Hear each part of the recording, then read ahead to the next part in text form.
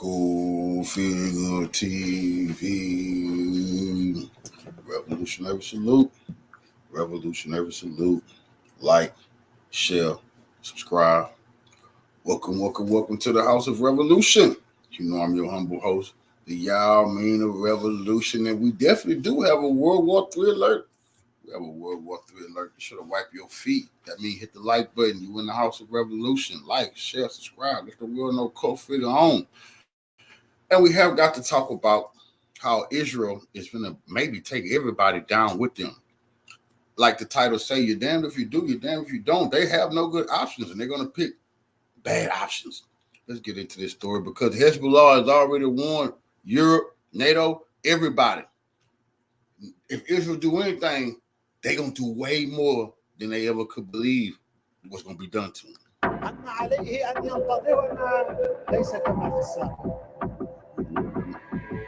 Now, this is not a joke. Cyprus, a European nation, was threatened. Salute, family, revolutionary salute. Threatened that if any Israeli warplanes or any bases is used to attack a Cyprus, European nation, you're going to get the business like you ain't never seen before. They already yell, ouch, no, please, because I keep telling y'all, see, these European armies are paper tigers. They could never, ever do what they done to our people way back in the day. That is a myth. I told you these people are not as strong as they have been projecting themselves to be, even the great Israel. They were saying Israel was a military superpower. Now you know that's a lie. They can't even beat a militia. So if they can't beat Hamas, why would they be threatening Hezbollah to drag the U.S. into this war? They're going to bring us into this war. But everybody don't want the U.S. If your ass get into this war, everybody going to get in that war. Iran don't want it. Ireland told them. Russia told them. But Hezbollah threatened to give everybody a keep. In a stark escalation of rhetoric. Remember, Putin just warned the West. He just warned them. You give Ukraine missiles to strike us, and the White House said they had green lighted that. NATO said they green lighted it. Putin say anybody that's an adversary of you, I'm gonna give them advanced weapons. Next thing you know, here come Hezbollah, Nasrallah, and this man right here is like Putin. I swear to God, I haven't never seen this man get on nowhere and wolf bluff. No, he is seen as a holy man. You know, he's the head of Hezbollah. No, his words got to carry some weight. So when he says something, he damn sure mean it. Rhetoric. Hassan Nasrallah, the head of Hezbollah, issued a grave warning on Wednesday, asserting that no place in Israel would be safe if a full-scale war were to erupt between the two adversaries. His remarks were made during a ceremony commemorating slain senior commander Talib Abdullah, who was killed in an Israeli airstrike in southern Lebanon last week. Nasrallah's comments come amidst a period of heightened tensions and violence. Since October 8, Hezbollah has been launching attacks on northern Israel, prompting Israeli reprisals and raising fears of an open war. The conflict has intensified with increasing warnings from Israel about the potential for a broader military engagement. Nasrallah explicitly stated that if Israel initiates a large-scale offensive, Hezbollah is prepared to retaliate with attacks from ground, air, and sea. He ominously noted that the situation in the Mediterranean will change completely, hinting at potential strikes on Israel's offshore gas rigs and other strategic. He warned them. You can't even stop the Houthi rebels, and we're going to get into that. The U.S. military admitted they can't stop the Houthi rebels. The Houthi rebels are more powerful than they could have thought. Yeah, they more powerful than you could have thought. But let's just stop there. You can't stop them. There's no way. And that's what Hezbollah warned them. Look, man, your people gonna wake up when you fuck with us and find out y'all been lying to them about how strong y'all is. Maritime targets. He further asserted that Hezbollah would employ a no-holds-barred approach in the event of war, stating, "The enemy knows well that we have prepared ourselves for the worst and that no place will be spared from our rockets." In a notable expansion of his threats, Nasrallah included Cyprus, accusing it of enabling Israeli military operations by providing logistical support. He warned that Hezbollah would consider Cyprus a part of the war and target it if it continued to support Israeli actions.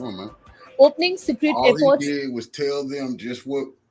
See, they listen to Putin, then they say it. Something Iran did when Iran was fighting Israel. Say, any of y'all Arab nations, you let them U.S. military or Israel use your territory, and y'all last part of this war, all them Arab nations were scared. That's what Putin warned NATO. if I see one plane or one missile fly from y'all territory, y'all ass getting nuked. What Nasrallah just did, he let Cyprus know, because there's a lot of Israeli bases and weapons stored there. So even for the fight, any punches can get thrown. He let them know, if you think they're gonna fight us from your territory, that's a lie. Your ass gonna be part of this war. Cyprus immediately came out and said, no, don't give us none. We're not in it. Yes, you is. And bases to the Israeli army to target Lebanon would mean that the Cypriot government is part of the war, and the resistance will deal with it as part of the war, Nasrallah declared. Cyprus President Nikos Christodoulidis promptly responded, clarifying that Cyprus is not involved in any military operations in the region. Immediately came out when the missiles finna fly, because he know it's finna go down. But Hezbollah know Iran, they not. This is the strategy. You gotta let these puppet countries know. If you let the U.S. or Israel or NATO attack us from your country, we're gonna tear your country apart. Hezbollah recently released footage allegedly captured by one of its drones over northern Israel, suggesting extensive surveillance capabilities. In response, IDF Chief of Staff Lieutenant General Herzi Halabi downplayed the significance of the footage, affirming that the IDF is prepared to counter such capabilities and possesses far superior ones. No, they're not. As tensions continue to mount, the region remains on edge, with both Hezbollah and Israel preparing for potential escalations.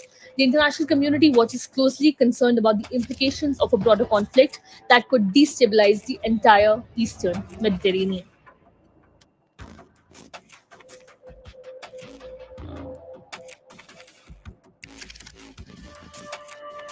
Subscribe.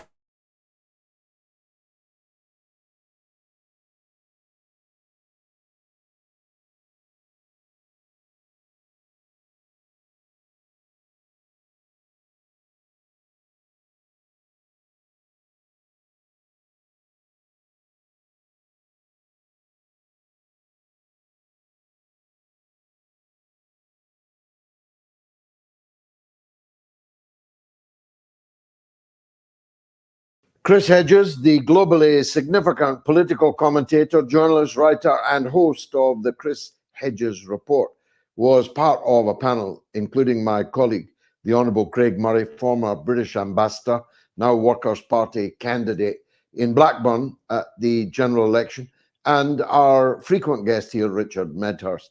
By all accounts, it was an outstanding success, and the tape of the meeting, the recording of the meeting, should be studied by everyone. I'm glad to say Chris joins us now.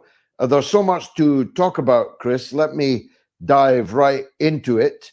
The situation of the Russian Navy being just outside the marker of Miami, which once upon a time would have been the beginning of World War III, appears to have not troubled the horses too much, perhaps because there are so many other flashpoints that are more likely to cause the beginning of World War III.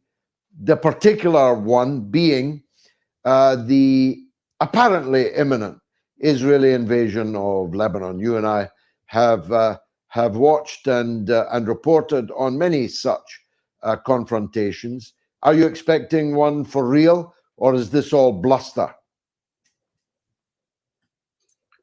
I don't think it's bluster, but I also think it's suicidal on the part of Israel, because the last time they went into Lebanon, they had to scurry back behind the Lebanese borders. It was at best a stalemate, and I think there's strong argument that Israel suffered a defeat. The IDF is not the kind of vaunted mythical army that it pretends to be. The Palestinians in Gaza call them the diaper army because they all wear diapers inside their armored personnel carriers as they blast Gaza into rubble and then leave piles of diapers in remote areas where they feel it's safe to get out of their vehicles. A very similar situation to what I saw in Bosnia. I was in Sarajevo during the war. The Serbs sheltered behind their artillery, and we were pounded by not only heavy guns, but tank shells that were just essentially in fixed positions. But once that armor was decimated by NATO, the Serbs didn't have much fight in them. And I suspect the same is true with Israel. They have not now, what are we in, 8 months of this genocide in Gaza, and they haven't come close to achieving their purported goal, which is to defeat Hamas. Well, although, as you and I know, this is really a war against the Palestinian people. It's not ultimately a war against Hamas. So, that kind of hubris is dangerous. But I mean, from a distance, and I actually just came back from the Middle East, just came back from Egypt, it does look like that there is a pretty serious mobilization on the part of Israel that could very well, as you point out, culminate with a cross-border incursion into Lebanon, southern Lebanon. Given that 20 years on nearly from that stalemate or beating, was only one or the other, there was nobody could define it as an Israeli success the last time they did this. Given that Hezbollah is maybe roughly 10 times more powerful than it was then, it's an army of 100,000 men. It has missile technology, drone technology, anti-aircraft capability, which was undreamt of in 2006. Given that, why would Israel take what, as you described it, would take such a suicidal action? I mean, is it possible that, as other leaders have become in wartime, that the Israeli leadership has simply become unhinged? I think it's very much like the American military in the sense that there really is no end game. There's a kind of reaction. I mean, what is happening in Gaza is probably best defined as state vengeance. But even the Americans are asking, well, where's the day after? What is it going to look like? I'm not sure those are questions the Israelis are asking. Those aren't questions the Americans really asked in a meaningful way in Iraq, in Afghanistan, in Syria, in Libya, countries of which at the end they ended up kind of either completely destroying or bifurcating, in the case of Iraq, into 3 distinct entities, or in the case of Libya, creating these failed states. So I'm not sure that, and that's one of the things that's frightening. I don't think the Israelis have asked those kinds of questions about where they're going in Gaza, and I'm not sure they're asking those kinds of questions should they carry out what looks like an imminent assault against Lebanon. Now, I was not surprised, I'm sure you were not, that notwithstanding Joe Biden's almost bottomless grace towards Netanyahu, he's given him everything, money, weapons, diplomatic cover, vetoes. But despite all that largesse, Netanyahu made a video and stabbed Joe Biden in the back, a video that will be played endlessly by Donald Trump's campaign, in which Netanyahu effectively damns the administration of Joe Biden. Tell us what you know about that and what its likely impact will be.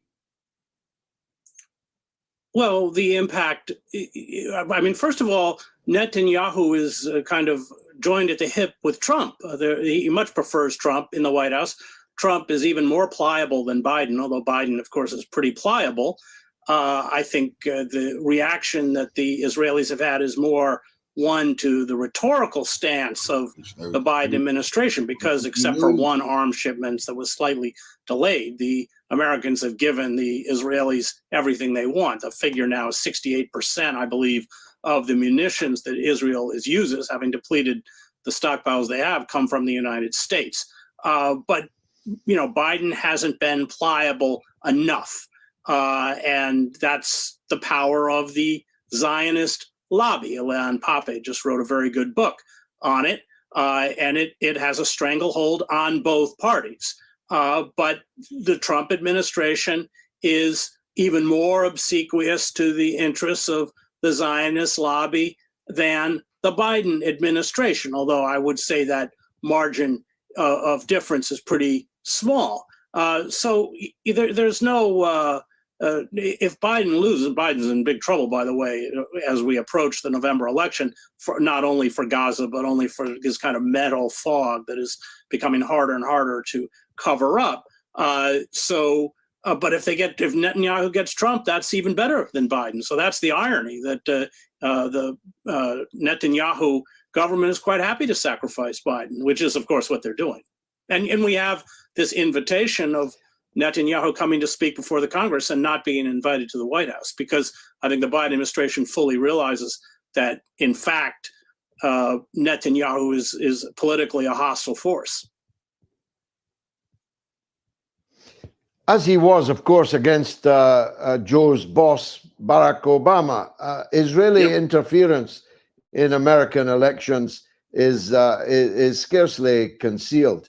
I want to talk to you about North Korea, but before I do, on the mental fog that has descended on Joe Biden, which is now so extreme as to be virtually so dense that he can't see through it.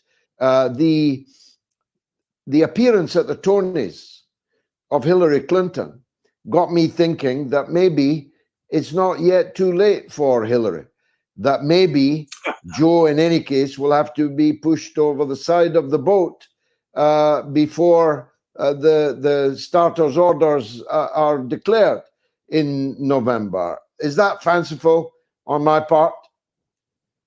I don't think it's fanciful if the deterioration remains as pronounced or becomes more pronounced. Remember, he has a debate.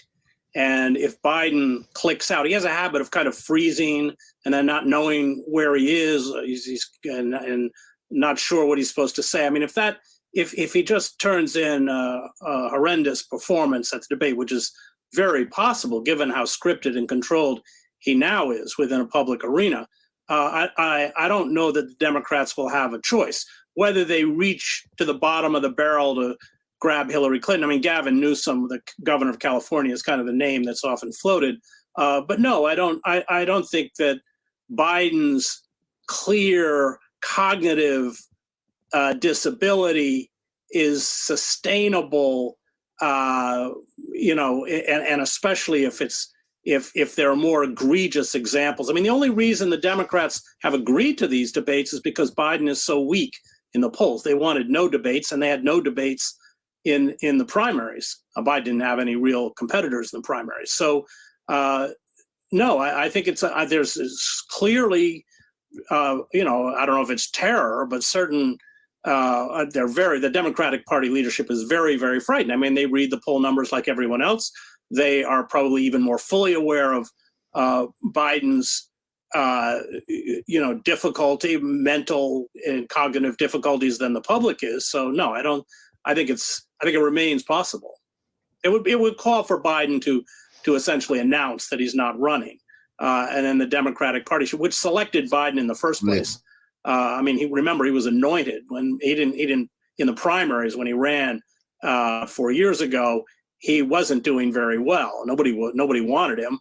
And then there was pressure led by Obama and the Democratic Party leadership to get everyone to drop out. And then, of course, they rigged the system against Bernie Sanders. So, I don't think it's an impossibility.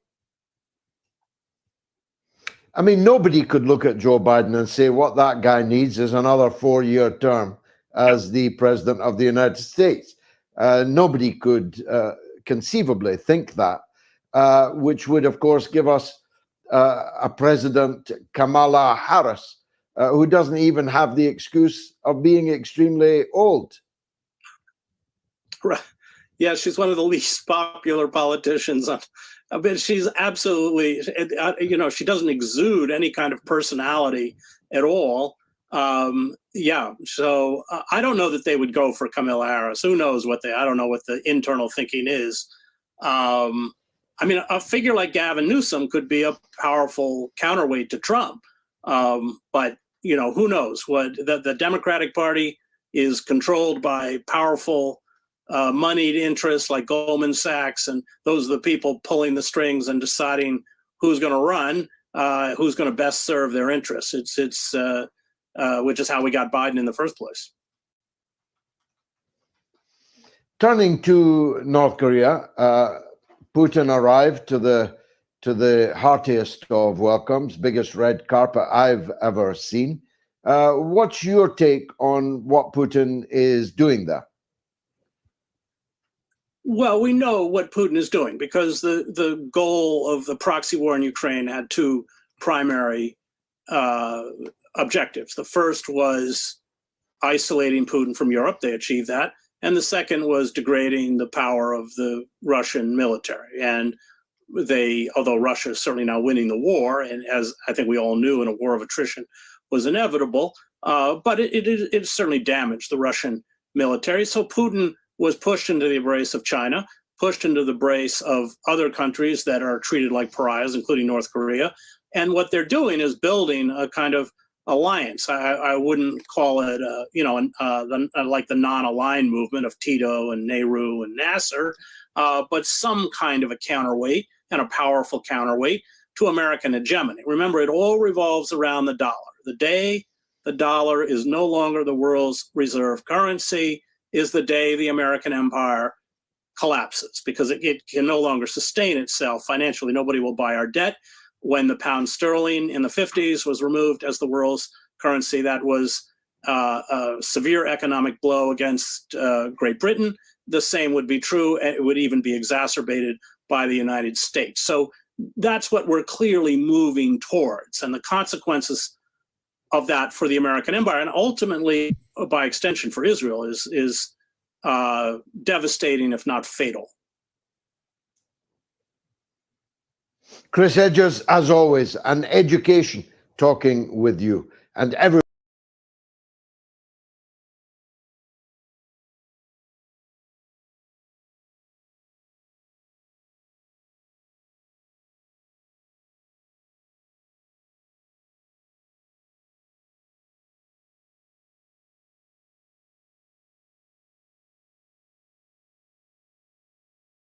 offer. Were you surprised at the summary? I mean, before the ink was dry, rejection of it by the West?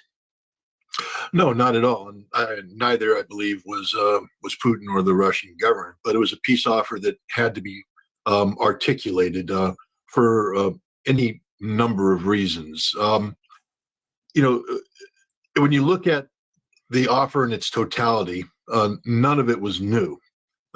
Bits and pieces of that offer have been spoken of by Vladimir Putin, by the Russian government for the past 6 months, but never in a singular, all-encompassing, official declaratory policy statement. And this is what Vladimir Putin owed the Russian people. And he owed his allies, the people, the nations around the world that have rallied around Russia, or at least have refused to rally around the United States and Europe in their proxy conflict against Russia. The Russian people and these allies have long said, we recognize that Russia's on the right side of history, but a forever war is not something anybody supports. And a war to what end? People would like to know, what is the Russian end game, especially when a time exists where the West is saying, well, Russia wants to conquer NATO, what Russia wants to conquer Europe. And so Vladimir Putin's statement was 100% needed. He had to give this statement. The chess aspect of it comes, the timing of it, to deliver this statement as it did. He could have delivered this at the St. Petersburg International Economic Forum. There were a number of high-profile opportunities for him to articulate something of this nature. He dropped hints there, bits and pieces, but he did this on the eve of the so-called Ukrainian peace conference in Switzerland, basically to expose the conference for what it was, a sham. It wasn't a peace conference, it was a war conference. And what Vladimir Putin did by making this statement is say, there can be a termination of this conflict right now. We can end this war today, but it has to be done on terms that are realistic, and terms that, respect the Russian position in this. And of course, if you take a look at what came out of the peace conference, the so-called peace conference, there's just zero respect for Russia, zero realization of reality. And Putin's statement proved this. So it was the timing of the statement was proved, but it's a genuine statement. If it were taken up, the war would end today, right now. What kind of pressure, if any, Scott, is there on President Putin to wage the war more aggressively so as to bring it to a clearer, quicker, more certain conclusion? Well, like any government, and again, the idea that Russia is an absolute dictatorship where Putin wields power, it's just not true. He consults with the various power centers, and one of the power centers in Russia, of course, is the military. They've been tasked with carrying out military tasks, demilitarization, denazification, and the military. I wouldn't call it pressure, but the military has prepared, according to people I've talked to, options to bring about a rapid end to this war. We have the resources necessary to decisively defeat the Ukrainians in quick order on the battlefield.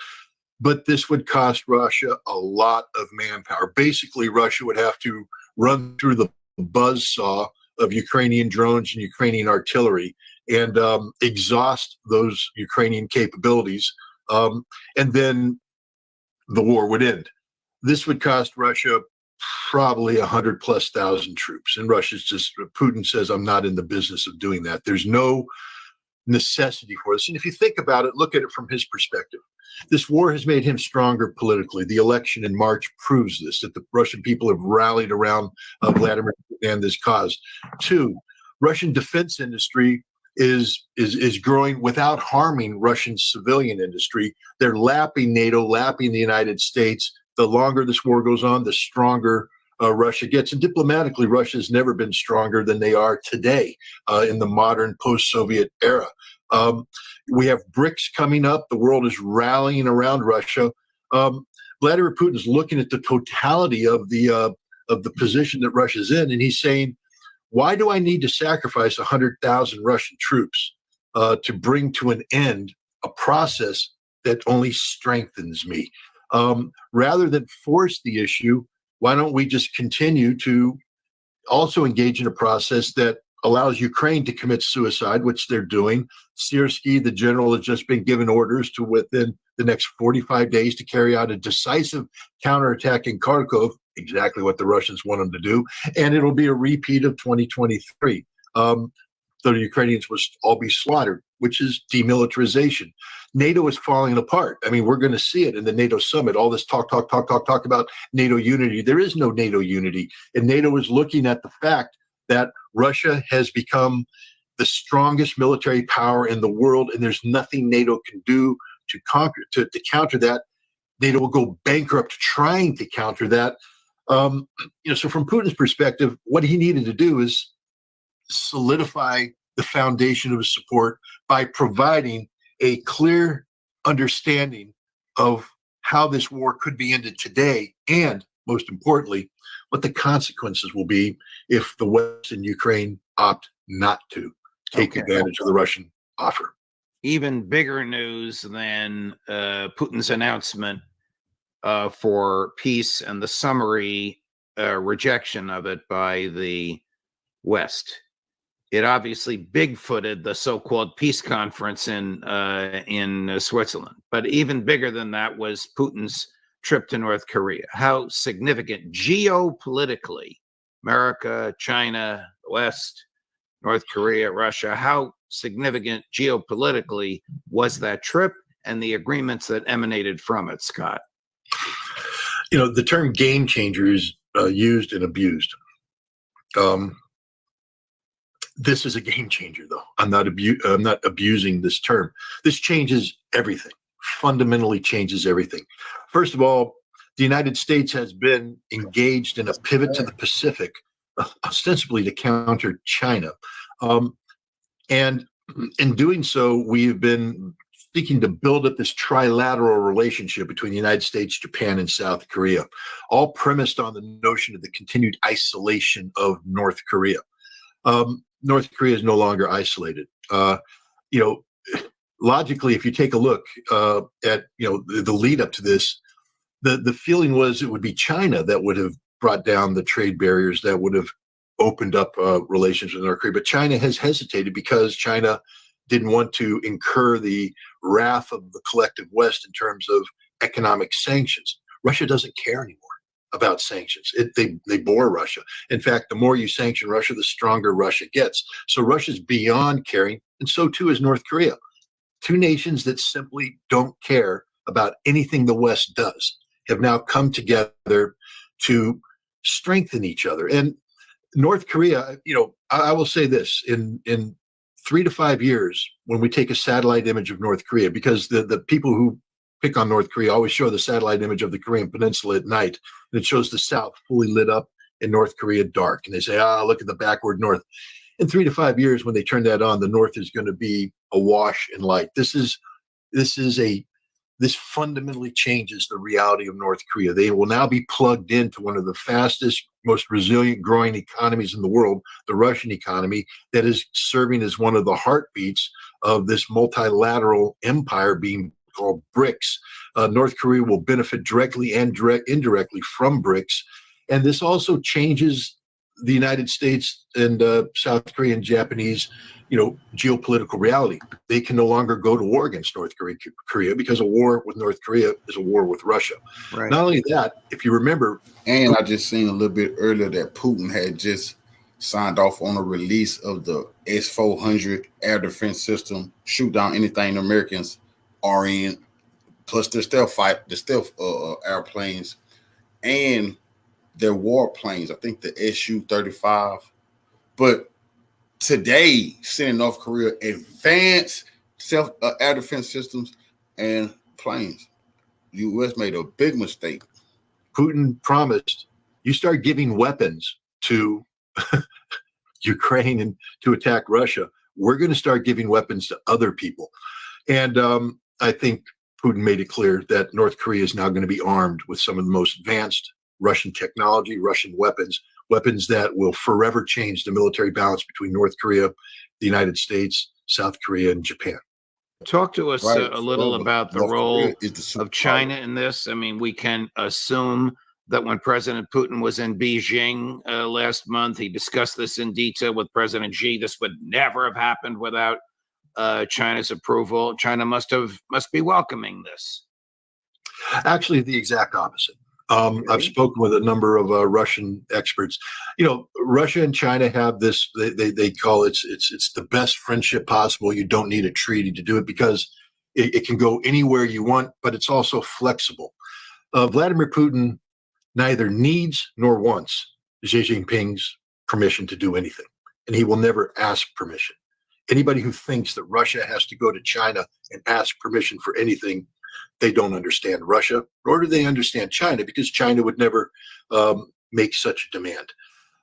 They both understand they live in their sovereign states, and they live in interconnected yet separate realities. What Russia is doing with North Korea is a Russian initiative, pure and simple. In fact, you might say that China may not be too enthusiastic about what Russia is doing because it's forcing an issue.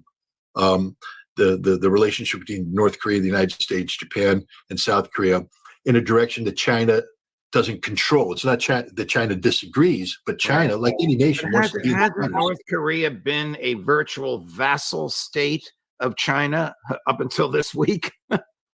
No, I mean, again, it misconstrues the relationship. China has inherited the modern China, because remember, we're talking about post Mao Zedong China, right? Has inherited the North Korean problem set from its predecessors. The Korean War was not a policy initiative of Xi Jinping. They've inherited this, and it's been a distraction. It's been problematic. They can't dump North Korea, but China has not been openly embracing North Korea either. If they had, North Korea wouldn't be in the economic straits that it is today. China has participated in the sanctioning, and China has used the sanctions as a tool of seeking to control North Korea. So will North Korea join BRICS? Well, I don't know. Again, that's a consensus-driven decision, but it doesn't matter because North Korea has joined BRICS indirectly. by engaging in this dramatic expansion of economic interaction with Russia, whatever benefits Russia accrues from BRICS will also accrue to North Korea. Like I said, this is a game changer. And Judge, we have to put this in the context. Putin then went to visit Vietnam, a nation that likewise doesn't have wonderful relations with China. And what Russia's doing is solidifying the Russian-Vietnamese relationship. What Putin did in this trip here expands Russia's regional influence in the Pacific at the detriment of China. People need to keep that in mind. Anybody who keeps talking about how Putin is under Xi Jinping's thumb, he needs to go, don't understand the reality of Russian-Chinese relations. Is there anybody in the international scene as diplomatically sophisticated as Vladimir Putin? Not today, no. I mean, you could say that Xi Jinping, the Chinese, are very sophisticated, but they haven't been as aggressive as Putin has. You know, Putin has diplomatically conquered the continent of Africa. China has poured hundreds of billions of dollars of investment into Africa, but Russia is the most dynamic diplomatic presence in Africa today because of the Russian foreign policy. And what Putin just did here is a masterstroke. Take a look at his visits. Since becoming president or being reelected, China, again, very important foundational relationship. Belarus, nail that down because of the impending conflict with the West. Then Uzbekistan. That's huge when we talk about Central Asia and the role that Central Asia is going to play in BRICS, in the Shanghai Cooperation Organization. Putin has talked about creating a Eurasian security arrangement. Understand what he's talking about. He is talking about creating a NATO for Russia and China in Eurasia that can work both sides of the issue. Hold back Europe, the United States and Europe, hold back the United States in the Pacific. Uzbekistan is a centerpiece of that. And now he's gone and he's bringing in North Korea and Vietnam. This man is playing chess at a level that, nobody in the West understands. Okay, switching gears. As we began this broadcast, the Wall Street Journal reported that the IDF announced that it cannot defeat Hamas in direct and public defiance of Prime Minister. That's a scandal in itself. A civil war is definitely brewing in Israel, but they damn if they do, damn if they don't. They cannot stop fighting Hamas. The biggest humiliation will go down in history if they do. Superpower that they say they were losing to a militia. But Benjamin Netanyahu is prepared to take the whole world down the cliff, over the cliff. And even his military is coming out and saying, no, we can't defeat Hamas. We can't defeat him. He's a lunatic. That's absolutely true. That's going on right now. Minister Netanyahu and his government. What does that mean? We're at an existential stage of Netanyahu's political existence.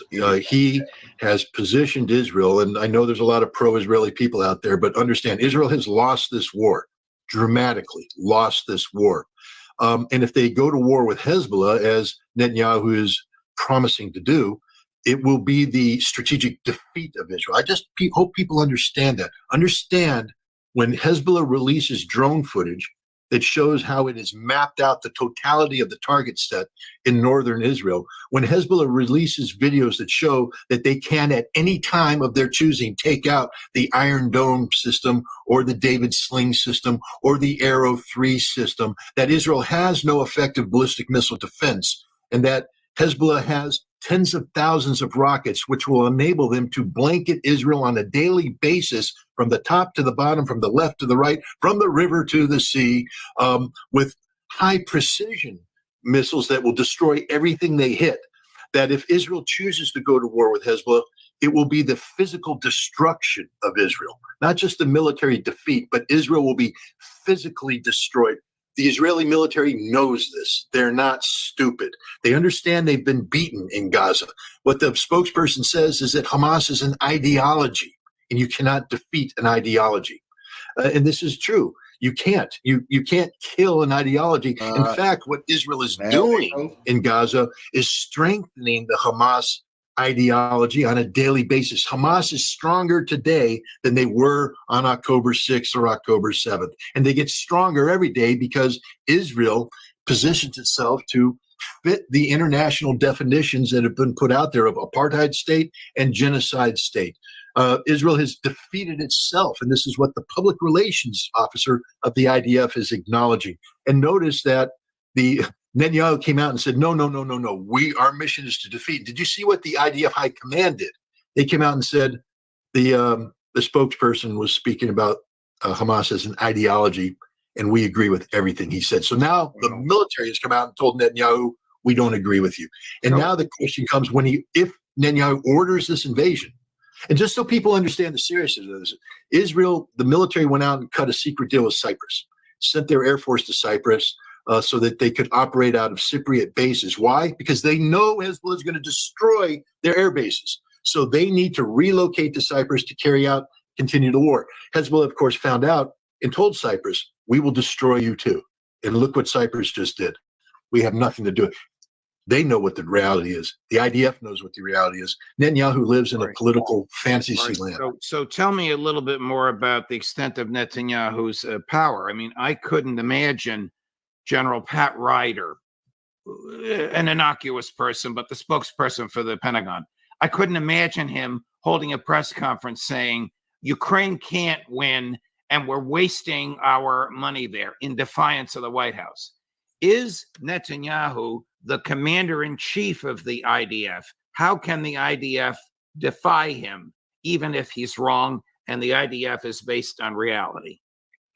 Israel's a strange puppy. First of all, they don't have a constitution.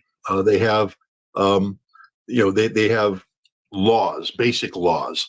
The prime minister is not the commander-in-chief, the singular commander-in-chief. The prime minister must operate in wartime with a war cabinet. Go back and look at 1973, the Yom Kippur War, or in 1967, and read the histories of Israeli decision-making during that conflict. It wasn't the prime minister dictating. The prime minister has to bring in a cabinet and get consensus, a war cabinet, a war team that has consensus on this. And an important part of this war team is the Israeli Defense Force. And so, it's different. You can't make the direct contrast between Israel and the United States. In the United States, military-civil relationships are defined by the Constitution. The military works exclusively for the executive, who is the commander-in-chief. Netanyahu is not the commander-in-chief. Netanyahu is the prime minister, and decisions are made by a war cabinet. And right now, the war cabinet has collapsed. Benny Gantz, a major opposition figure who had propped up this war cabinet, has resigned. Others have resigned. Now Netanyahu has surrounded himself with far-right people who have no knowledge of military events, and they're encouraging this strike into Hezbollah, etc. But the military is there as a check and a balance to make sure that decisions aren't made that are politicized in nature, that the greater good of Israel is considered. And right now, the military knows that to go to war against Hezbollah is literally to invite the physical destruction of Israel.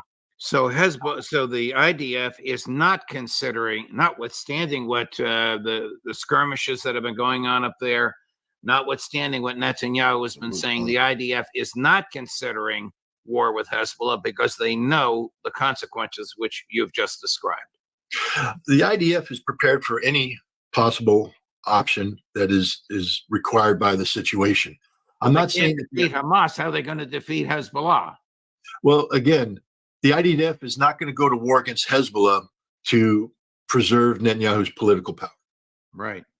If they do go to war against Hezbollah, it's because they will have made a decision that they've reached the point of no return, that the escalation of the conflict on the border is such that it has in and of itself reached an existential nature that Israel has no choice but to respond militarily, but in which case Israel understands the consequences, that the consequences of doing nothing outweigh the consequences of actually going to war.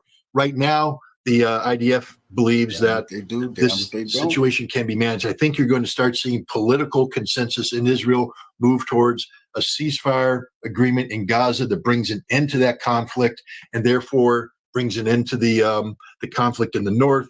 and therefore preserves Israel's political, economic, and territorial integrity. But to expand this conflict invites disaster, and the IDF isn't in the business of inviting disaster. Their job is to avoid disaster or counter disaster.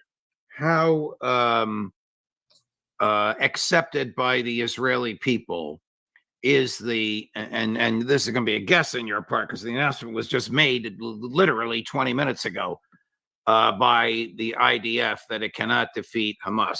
Does the Israeli public understand that, notwithstanding October 7th, notwithstanding the suppression of free speech, notwithstanding the one-sided news that the Netanyahu government has been feeding them? Well, understand that in Israel, there's actually a free press. I mean, they are constrained by military censorships and talking about specific military operations. But for instance, Haaretz has been very critical of this, and Haaretz has been, putting out opinion pieces that say the exact same thing that the Israeli spokesperson said, that Hamas isn't being defeated, can't be defeated. Haaretz regularly interviews former generals, former Mossad, senior Mossad officials who say the same thing. And so I would say, and the Israeli people, I mean, I don't believe that they've fundamentally changed their internal dynamic. They're very politicized people, very well-read on the issues. If the old joke was you bring 6 Israelis together and for dinner, you're going to have a 6-way debate, and all points will be equally argued with equal intensity and backed up by facts. Because life is nuanced. It's not black and white, it's gray. And the Israelis know this. So I think that the Israeli public isn't going to reject this. This war has become heavily politicized. The Zionist element, the pro-Zionist element, the right wing of Israel understands that this is an existential fight for their political survival, that as goes Netanyahu, so do they go. And they know that if he is compelled to resign or if he is pushed out of power, they have lost their hold on power. And so there's that element going on in Israel today. I just want to remind everybody that the president of Israel warned the Israeli people and the world before October 7th that because of the internal struggles against Netanyahu about what he was trying to do, changing basic law, taking control of the judiciary, the president said Israel is in grave danger of entering a civil war, not civil conflict, not civil disobedience, right. A civil war. And this was before October 7th. Those societal fractures still exist today, and it makes Israel a very dangerous place. How precarious is Israel today, militarily, economically, diplomatically? Diplomatically, Israel is isolated in the world today, and it's not recoverable. Israel will never recover its position. Diplomats have disgraced the state. Take a look at the performance of the Israeli ambassador at the United Nations. He's become a literal walking, talking meme, which puts Israel in a bad light. The world has turned its back on Israel. Even America, the last supporter of Israel, is starting to say, we're not giving you weapons. We're not going to permit this. We're not going to allow this to happen. Netanyahu chastising an American president on TV, that's political suicide. It doesn't happen in Israel. Prime ministers don't speak out against the United States, who is the lifeline they must have. It shows how desperate Netanyahu is. So politically, he's done. Politically, as I said, Israel, I firmly have endorsed the analysis of other people who are smarter on Israel than I am, that Israel is actually, it's not going to survive the decade as Israel. It can't. Economically, it's devastated. It will never recover from this. Politically, it's fundamentally divided. And the thing that gives Israel the foundation upon which it is built in the present period, these settlers, this concept of a single Israeli state, is a discredited ideology that will be deconstructed in the coming years as the world pushes for a 2-state solution. And the process of trying to build a 2-state solution will cause Israel to break up and demobilize. You'll see millions of Israelis with dual citizenship flee a country that's no longer worth living in. And then we're going to be looking at a 1-state solution. So Israel is finished. Militarily, the bottom line is Israel's a nation that had access to high technology, and it sought to exploit this unilateral advantage to maintain supremacy. But at the end of the day, war is about a boot on the ground. It's about the quality of the foot in the boot. And the quality of the Israeli foot in the Israeli boot on the ground of Gaza ain't that good. They're getting wiped out. We're talking, the Israelis are acknowledging, 11, 12 dead a day. The fact is they may be losing 40, 50 dead a day, unsustainable. 70,000 permanently injured Israeli soldiers. I saw that number this morning, Scott, and I was astounded because I saw it on social media. I didn't see it in the New York Times or hear it on Fox News or see it on the Washington Post. Is that confirmed? 70,000 permanently injured IDF. This is civilian army. This is not an army like we have. The Israeli Defense Force, I believe, is the one that's released this figures related, and also in relationship to the.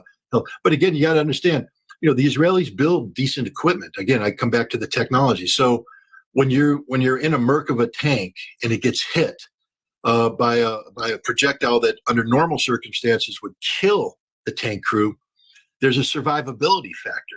But it doesn't mean that the guys inside are okay. We're looking at traumatic brain injuries. So they might be physically okay, but the brain is jelly. We're looking at permanent disfigurement from burning, lost limbs, cracked limbs, broken spines. The amount of paraplegics and quadriplegics and, people who've lost their arms and their legs in this conflict is beyond belief. The medical cost alone, if the war ended, just the medical cost of sustaining this many casualties. Take a look at the global war on terror and what it did to the Veterans Administration here in America as people started pouring into a system that wasn't designed to absorb this many problematic cases. People with, again, the traumatic brain injury. We don't know how to deal with PTSD. We haven't figured out. That's why there's 22, 26 veterans a day committing suicide here. It's going to be a problem for Israel as well. How universal is the disgust for the behavior of the IDF in Gaza? Example, the IDF called about a 12-hour pause in fighting. The Prime Minister condemned the pause, which is what prompted me to ask you, isn't he the commander-in-chief? I now understand that he's not.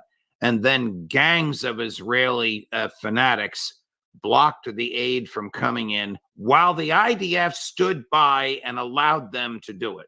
This must produce revulsion throughout the world. So my question, how universal, you have your finger on the pulse of these things from your sources around the world, how universal do you think is the revulsion at the behavior of the Netanyahu government and the IDF in Gaza? It's a complicated question, so I'm going to give you a complicated answer. I probably know it's probably not what you want or your audience wants, but it's the truth. The revulsion that we see is superficial in nature. And what I mean by that is, yes, we're revolted by it. We look at it and we say, oh, that's horrible what they're doing. And people are jumping on the bandwagon because it's easy to do. That is easily condemned until you dig down into it and understand that every nation in the world is capable of doing what Israel is doing. Every nation in the world is capable of dehumanizing. We're a nation, the United States, that used to sink Japanese trawlers. And as during World War II, and as the Japanese swam to be rescued, we machine gun them down because we hated the Japanese that much. What we did in Korea, people don't talk about what we did in Korea during the Korean War to Korean civilians, blowing up bridges with tens of thousands of Koreans on the bridges because we just didn't care about them. We only cared about ourselves. Every nation has this selfishness where it comes down to, when it comes down to issues of existential survival, we are capable of doing horrendous wrong. And so, yes, nations, we are condemning Israel, but I would be careful about putting too much weight on this, because at the end of the day, most people who are in a position of related to the security understand that thereto, but for the grace of God, go they. That if they were called upon to do, look at how Europe treats the refugees that come in from Africa. Yeah, but none of what you're saying can minimize for an iota the genocide that's going on. I'm not seeking to minimize it at all. What I'm trying to say is, I can guarantee you right now that if America was put in a similar situation, we'd be committing genocide.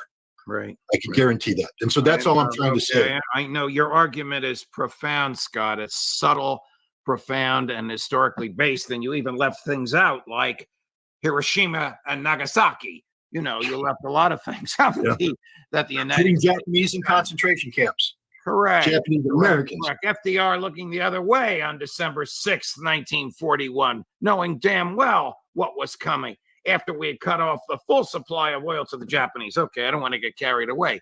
There are many, many, many examples slaughtering the Native Americans. There are many examples of what you're... None of it justifies what Israel is doing today. None of it justifies what Israel... And Israel's paying the price. Understand that Israel is paying the price. Okay. And Israel... Back to my question. How isolated has Israel made itself? Whether that isolation is a revulsion at the public behavior of their diplomats, or whether that revulsion is caused by the Arab street and the revulsion of the billion Muslims in the world, all of whom live within a few hours, or most of whom live within a few hours of Israel. It's real. The revulsion's real. And Israel, I don't think will recover from it. I only brought up, again, there's a difference between fact and perception. Right. The fact of Israel's genocide is indisputable. It's there. It's real. It's disgusting. It must be condemned. The people who jump on this, though, I would say that many of them are jumping on because it's a cause. They're jumping on a cause. They don't fully understand things. And we need to guard against looking at pure numbers, because many of the numbers that we see that are jumping on Israel are doing so without a full understanding and comprehension of why they're jumping on it, and without a full recognition that, again, looking in the mirror, there but for the grace of God go you. People should really reflect on how they behave in a similar situation. That's all I'm saying. It's very easy to jump on this because Israel's behavior is so abhorrent. It's so disgusting, and it must be condemned. I guess what I'm driving at is, if Israel doesn't stop, notwithstanding what the IDF said an hour ago, is a state actor likely, well, which will more likely happen? Israel will burn out and be defeated for the reasons you've just articulated, or a state actor, Iran, Egypt, Jordan, Turkey, will get involved because enough is enough, and the state actor is under pressure from the people in that state? Which is more likely, in your view, Scott Ritter, to bring about an end to the Israeli slaughter in Gaza? Israel burns out. Again, Judge, this is what the point I'm trying to make. Why would Turkey, have you seen what Turkey does to the Kurds? Turkey's in no moral high ground to intervene. Turkey's not going to intervene on the moral high ground. Turkey will it will stand by and let Israel burn out and try and manage it to their benefit. If Israel truly cared about the Palestinian people, they would shut down the oil pipeline coming out of Azerbaijan a long time ago. They haven't, because Turkey looks at a larger picture. Look at all the Arab nations that have sat around and not done a damn thing as Israel commits the genocide against the Palestinian people. Why? Because they're willing to live with it. They'll condemn it, but they're not willing to stop it, because in many ways, managing this has always been to their benefit. They've sacrificed the Palestinian people over and over and over again. Iran cares about the Palestinian people, but strategically, I think Iran and Hezbollah, who likewise cares about them, understand that the long-term benefit to the Palestinian people accrues with the termination of Israel. And why not just let Israel burn itself out? And this is a decision, likewise, that Sinwar has made himself. He has given presentations where he said, we knew what was going to happen in Gaza. We knew what Israel was going to do, but this is a sacrifice we had to make in order to get.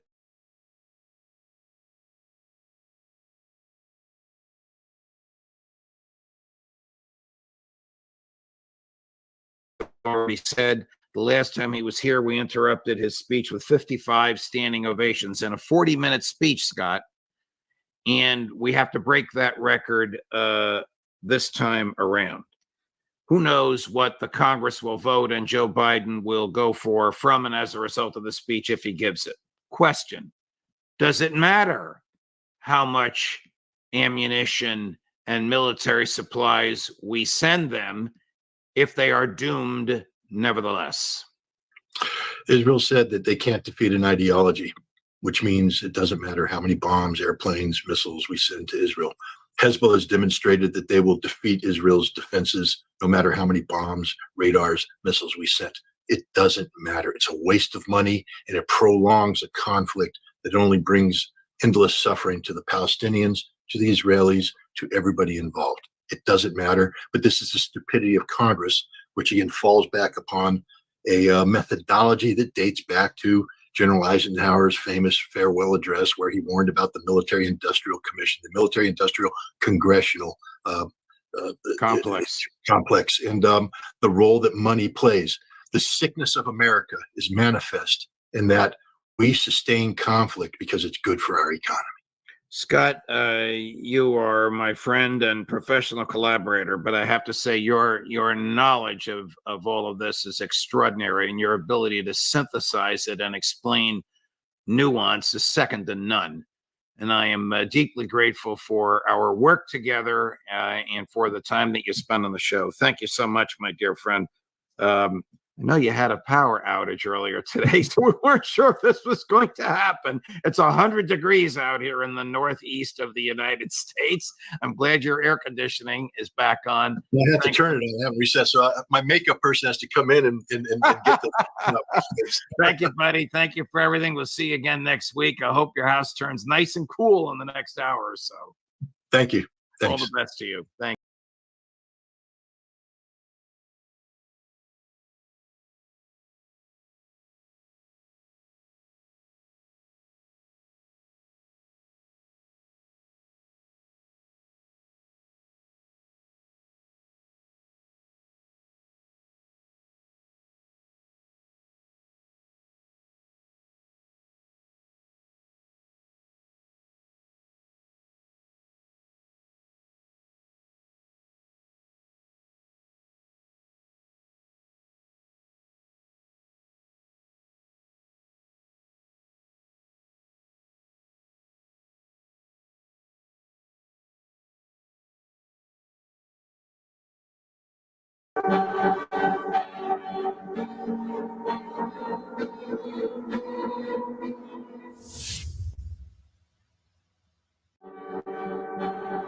The Yemeni armed forces released a video on Wednesday depicting the fatal attack on MV Tudor, leading to its sinking in the Red Sea.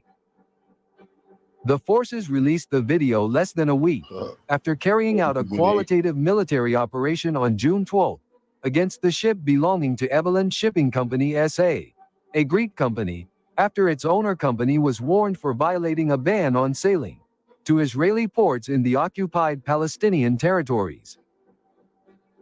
According to a leader from the Ansar Allah group, the operation was against Tudor because the ship belonged to one of the Greek companies that had violated the enemy's blockade the most.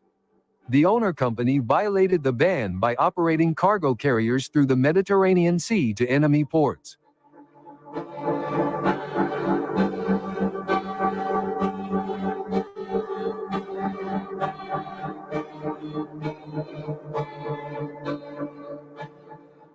It was reported that the owner had violated the embargo and supplied Israel at Haifa port using another cargo ship named Shimonami Star.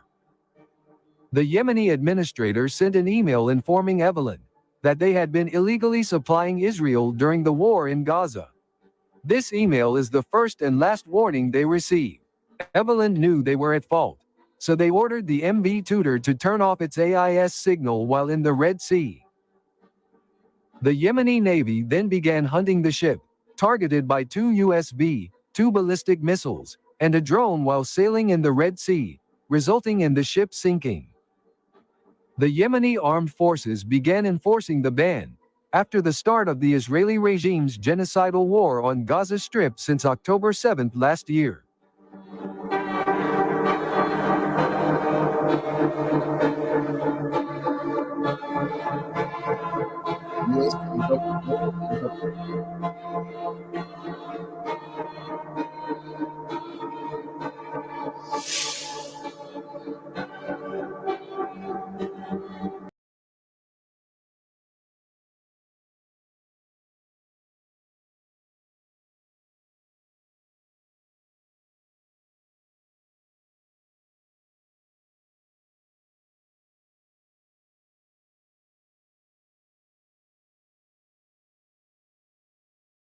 Houthis are officially unstoppable. They can't be stopped by Western forces. And this is coming straight from the horse's mouth, so to speak. And the reason for that is because the US can no longer keep up the sustained campaign they have been waging against the Houthis, who have been retaliating against Israeli genocide in Gaza since last November, attacking shipping in rubber boats, with drones and with missile strikes, all Iran-backed, in case you weren't aware. You know our media. I'm not sure they hammer that point home often enough.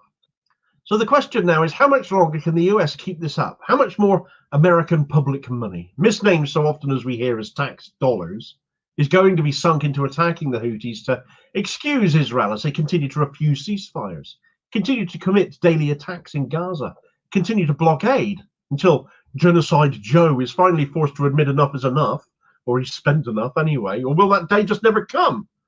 Bottomless pit of cash being sunk into this, no matter how much more ineffective US forces continue to become.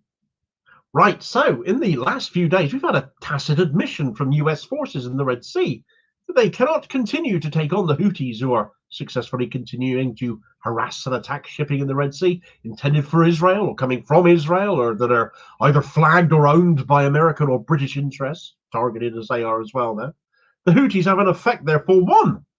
It's just a case of how long is it going to be before America admits it. They've beaten the US Navy at sea without having a navy of their own. And it really is hilarious that this poor Arab nation has been able to do so for so long. And to the point now that America, carrying on as it has been, is now being seen by their own military as unviable, that this business against Yemen cannot carry on. Part of the Houthi success has been down to their geographical good fortune, of course. The fact so much of the world's shipping, some 20% of it, relies on passing through the Suez Canal from the Red Sea into the Mediterranean.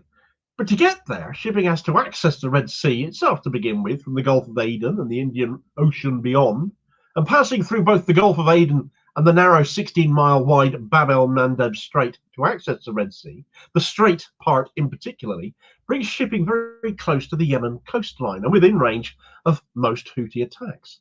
As time has gone on, the Houthis have been provided with even more advanced weaponry, having gone from just dinghies and drones to now having ballistic missiles even, capable of reaching the Arabian Sea and even the Mediterranean itself, giving them even more range, making them all the more dangerous. Though primarily their attacks have continued to be from using what is basic cheap ordnance, as they've used all along so far, and they've done it to great effect. According to the maritime intelligence company Windward, container ship traffic through the Red Sea has fallen by 67%, and tanker traffic has dropped by half, driving prices up for goods and oil globally as shipping has had to be forced around the tip of Africa instead. 20,000 commercial ships pass through the Red Sea every year, so the scale of the Houthi success in shipping interference has been considerable. More than 80 direct attacks on shipping has taken place, with one ship being sunk, the British-owned Rubimar, though the crew were of course rescued because the Houthis always try to do that. Another ship was struck this week and was left in dangerous sinking as well, the Tutor, a Greek-owned bulk carrier, which was hit by a drone boat. Then, of course, there are the claims that the Houthis have hit US warships as well, which the US have vehemently denied, yet their actions afterwards have still begged questions as to whether that has actually been true or not. Behaved a little bit oddly in a lot of people's eyes.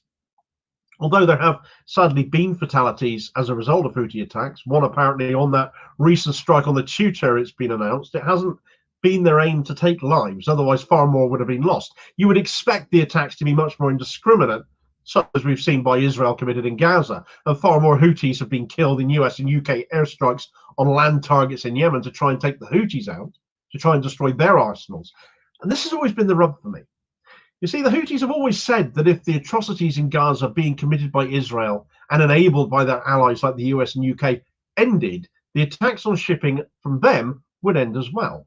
Instead, the US and UK forces have heaped out even more death and destruction in the Middle East to excuse Israel doing that as well, to allow Israel seemingly to carry on doing that, and expending so much US public money in the process and achieving nothing, as the Houthis simply dust themselves down and start again. They simply aren't programmed to quit these people, and this has been shown in conflict after conflict over decades that they have been involved in. They just aren't wired up that way. But now in a piece by the Wall Street Journal, which has spoken to the commander of one of the US ships currently in the Red Sea, the USS Laboon, which shot down a Houthi ballistic missile, the first seen used by them back in January, the said this cannot carry on, and that US forces, despite having had their deployments extended in the Red Sea, cannot sustain this defense of shipping and Israeli interests indefinitely, especially when it's not particularly effective either. In addition to shooting down incoming missiles and drones, the US and other countries have carried out several waves of airstrikes against launchers, radar installations, and other facilities used by the Houthis in its attacks. The longer the Houthi attacks continue, the more likely it is that a US warship could be hit, said Frank McKenzie, a retired Marine general. There's always a chance that something happens and one of our ships can be struck, and that chance only increases the longer we allow the situation to continue. The Navy said it has spent about $1 billion on munitions used in defending the Red Sea, conducting more than 450 strikes and intercepting more than 200 drones and missiles since November when the attacks began. US officials worry that the conflict is simply not sustainable for the US defense industrial base, already strained by the demands for weaponry from Ukraine and Israel. Their supply of weapons from Iran is cheap and highly sustainable, but ours is expensive, our supply chains are crunched, and our logistics tails are long, said Emily Harding of the Center for Strategic and International Studies in Washington. We are playing whack-a-mole, and they are playing a long game. $1 billion spent fighting the Houthis, and they've effectively just taken that cash and, to all intents and purposes, dumped it over the side of one of their ships for all the long-term effect they've had. Meanwhile, genocide Joe Biden signs more checks for more US cash to be blown. $30 million Reaper drones, 6 of them have been brought down by the Houthis so far and counting. £1 million missiles, and they're being used to take out drones which cost peanuts by comparison. Of course, the US forces are more powerful, but the impact they are having is minimal, and it's causing them a great deal of expense. The real battle here is being fought economically, not so much militarily, since the Houthis don't have big money to spend. Sure, they have Iran supplying them to some degree or other, but the Houthis are proving they don't need all of that either. The US goes out there with an open wallet, thinking they'll take this rebel group down fast for daring to stand up to a nation literally committing genocide. And like so many others who've tried it on with the Houthis, have found it isn't that easy, to the point now where the cost is being talked about openly in the press by the military themselves. The US is still arming Zelensky in Ukraine every time he comes around with his begging bowl. There is no supply shortage of cheap drones to the Houthis, even if supplies from Iran have been intercepted. So in the grand scheme of things, this isn't having much of an impact either. As the lady from the think tank makes clear, it's like the US are playing whack-a-mole, and for the most part, they're missing insofar as the effect they are having.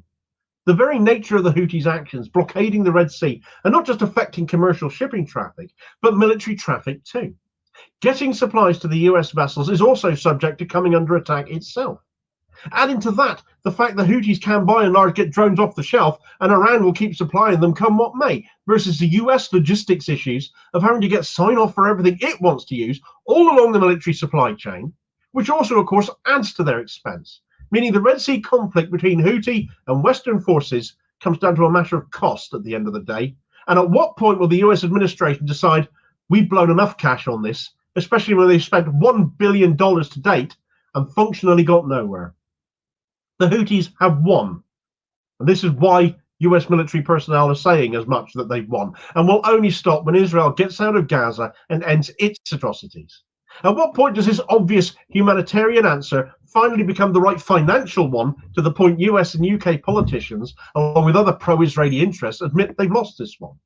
Is it necessarily true, however, that the Houthis do have an infinite supply of weaponry? Which is another story that's come up. Their use of some alternative ordnance recently has begged the question that they might be running dry, as this video recommendation will perhaps give you some more food for thought on this story, and I'll hopefully catch you on the next vid. Cheers, folks.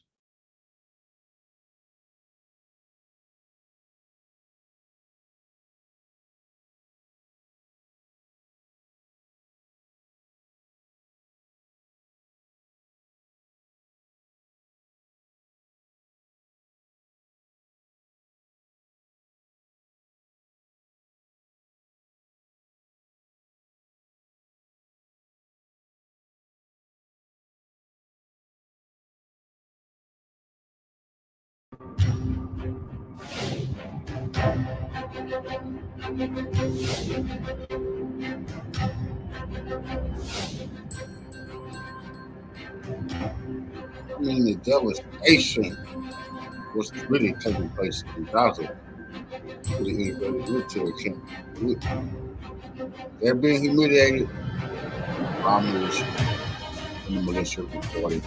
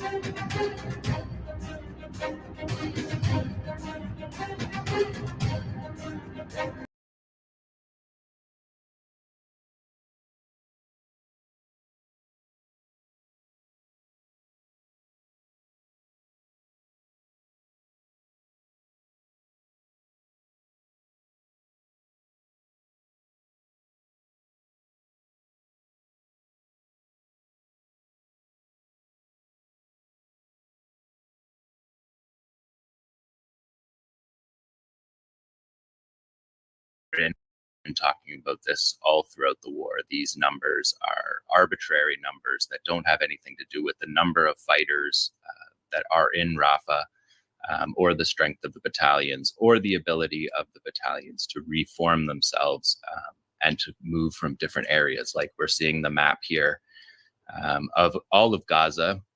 You can see how fighters can move from Khan Yunis down to Rafah. So the main battle space is in Rafah. We'll look at this map a little closer in. I want to just thank Maxwell for this map and for everybody that answered my call for the maps last week.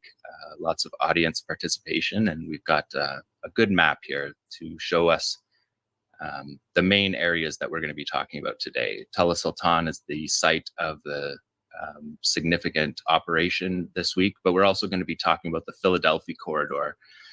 So if we look at this map, this next map, we can see the way the Philadelphia corridor runs. This is a 15-kilometer corridor that runs along the Egyptian border It divides Rafah, Gaza from Rafah, Egypt.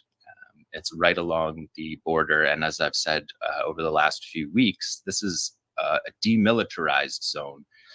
So Israel moving quickly up this line and capturing, taking a full operational control, as they say, over the Philadelphia corridor is not a significant military achievement. But what it has done is stretched their supply lines significantly along the border. As I said, 15-kilometer long border. And they created this border.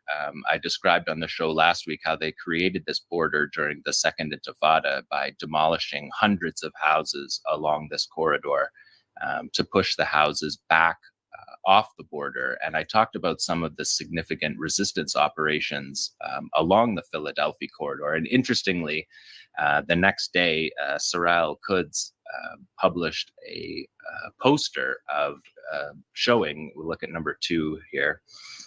This poster from, this poster says, this 20 years later, your soldiers are still searching for their remains in the sands. So this is the result of an operation in May 2004 that targeted an Israeli troop carrier, and the soldiers' very high profile scene that you're seeing here, that all Palestinians know. This is one of the very symbolic moments of the Second Intifada, when these Israeli soldiers are crawling along the Philadelphia corridor, literally looking for the remains of the soldiers that were in the troop carrier that was blown up.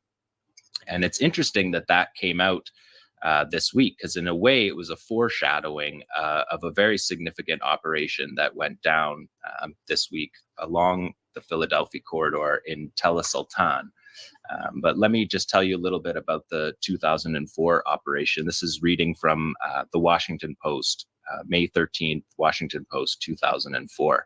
Hundreds of Israeli soldiers searched the border area between Gaza and Egypt on Thursday for the remains of 5 soldiers killed in a huge explosion on Wednesday. The explosion occurred around 6 p.m. when a militant from the radical group Islamic Jihad fired a shoulder-launched rocket-propelled grenade at a convoy of 3 Israeli armored vehicles that had stopped along the border to blow up the entrance of a smuggling tunnel, according to Israeli officials and a statement by Islamic Jihad, Sarah Al-Quds.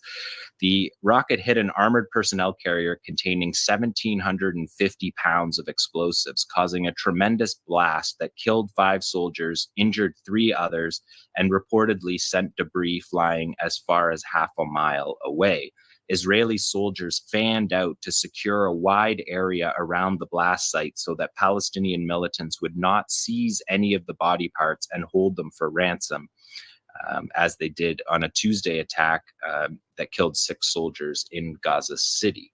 So that's from the 2004, the newspaper report in 2004. And we see the photo here from that report. And this photo is very symbolic. As I said, every Palestinian knows about this. You can see the border there. That's the Philadelphia corridor. That's the border with Egypt that you're looking at there. You can see a watchtower in the background. The Israelis would use that watchtower to shoot into the camp. And their tanks and armored vehicles would drive along the corridor that you see these soldiers crawling right now. And I lived in Rafah during this time, and it was a lot of the things that we see the drones doing today, playing sounds of crying children or playing, tormenting noises, tormenting the population. That's what these tanks and armored personnel carriers driving along the border would do. They would taunt and swear at people inside the camps. They would fire at the homes inside the camps with tracer bullets, so you could see them flying over your head and hitting the buildings. They used this corridor as a terror corridor against the population in Rafah. And so there's a long history to this particular corridor, the Philadelphia corridor. The name has no meaning. Apparently the name just came from an Israeli operation name. It's obviously often mispronounced as Philadelphia corridor, but it's the Philadelphia corridor. And you can see from the poster that Sarah Al-Quds put out this week that they remember this moment. And if we look at the number 4 here, because there was an operation in Tel Sultan, with what we see there is this is the Army radio, Israeli Army radio report. There's no video from this particular operation, but this is the Army radio report. And you can see down below their picture of a Namr troop carrier. This is the up-armored troop carrier that they put into service essentially because of the failures of their troop carriers in the Second Intifada. So the history is rich along this corridor. And let me just describe to you what the Israeli Army radio report said.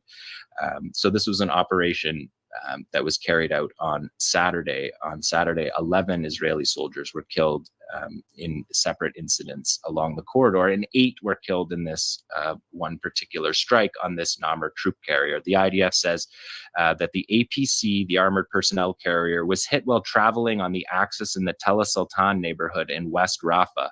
The APC was very badly damaged, and the explosion was very powerful. It killed everybody on board. The event occurred at 5 p.m. The convoy in which the APC was traveling was the 5th of a 6-vehicle convoy, and they had just finished an attack on the Tel Sultan neighborhood, and their fighters were going to a building where they were attempting to spend the night. The APC was hit in the exact same axis as other vehicles, the IDF says, had traveled earlier, which again this is me, not the IDF. That's again showing you the reconnaissance, intelligence, and surveillance of the Qassam brigades and the other fighting groups in this particular area. The IDF is noting that they believed that this corridor that these armored vehicles were traveling on was safe because they had previously traveled on it in the same day. This was a Namr combat engineering vehicle with many explosive materials in it. The IDF reports these are explosives. This is me again. These are explosives that we know are used to put inside houses. The Israelis are using anti-tank mines to blow up houses, to blow up entire neighborhoods. We've seen them do that because it's basically a cost-effective way of destroying the neighborhoods. The aerial bombardment, the fighter jets are more expensive. The weaponry is more expensive from the jets. And so the Israelis have been cutting corners by wiring anti-tank mines into these buildings and blowing them up. And so we saw this happen again in the middle camps back a few months ago when 21 soldiers were killed in a Yasin strike. A shoulder-fired, rocket-propelled grenade fired at a building that was full of Israeli soldiers who, and their mines that they were using to lay mines in the Maghazi refugee camp. So they're doing the same kind of thing here in Rafah. And again, because of that, they are targeted. They're hit with a Yasin up close, the trophy active protection system, the countermeasure that the tank has, which we've been covering for the last 8 months. Israel says that it's perfect and it gets every single incoming round, but we obviously know that's very far from the truth. And we have another example of it here. The IDF saying that the trophy active protection system did not engage this Yasin shooter who was firing from up close. The Palestinian fighters are getting into proximity close enough that the radar is not picking up and responding with their countermeasures in time to stop these attacks. And I've read on previous shows what it's like to be an Israeli soldier inside one of these armored vehicles when the Yasin round penetrates. And here we have just a very stark example of it. So it took them, the IDF, more than 2 hours to actually even access the site of the explosion. And if we look at this next image here, the Qassam brigades showed, again, intelligence, surveillance, and reconnaissance showing, this is Qassam footage given to Al Jazeera, showing 2 IDF D9 armored bulldozers pulling the destroyed APC, the Namr troop carrier. And you can see that the Israelis have actually, it's coming into the screen here, the Israelis actually covered over the vehicle. You can see it has no tracks. The tracks have been blown off, and they have put a cover over the vehicle to hide the damage inside this vehicle. There was 8 soldiers killed, and it took them 2 days to identify the last 2 soldiers.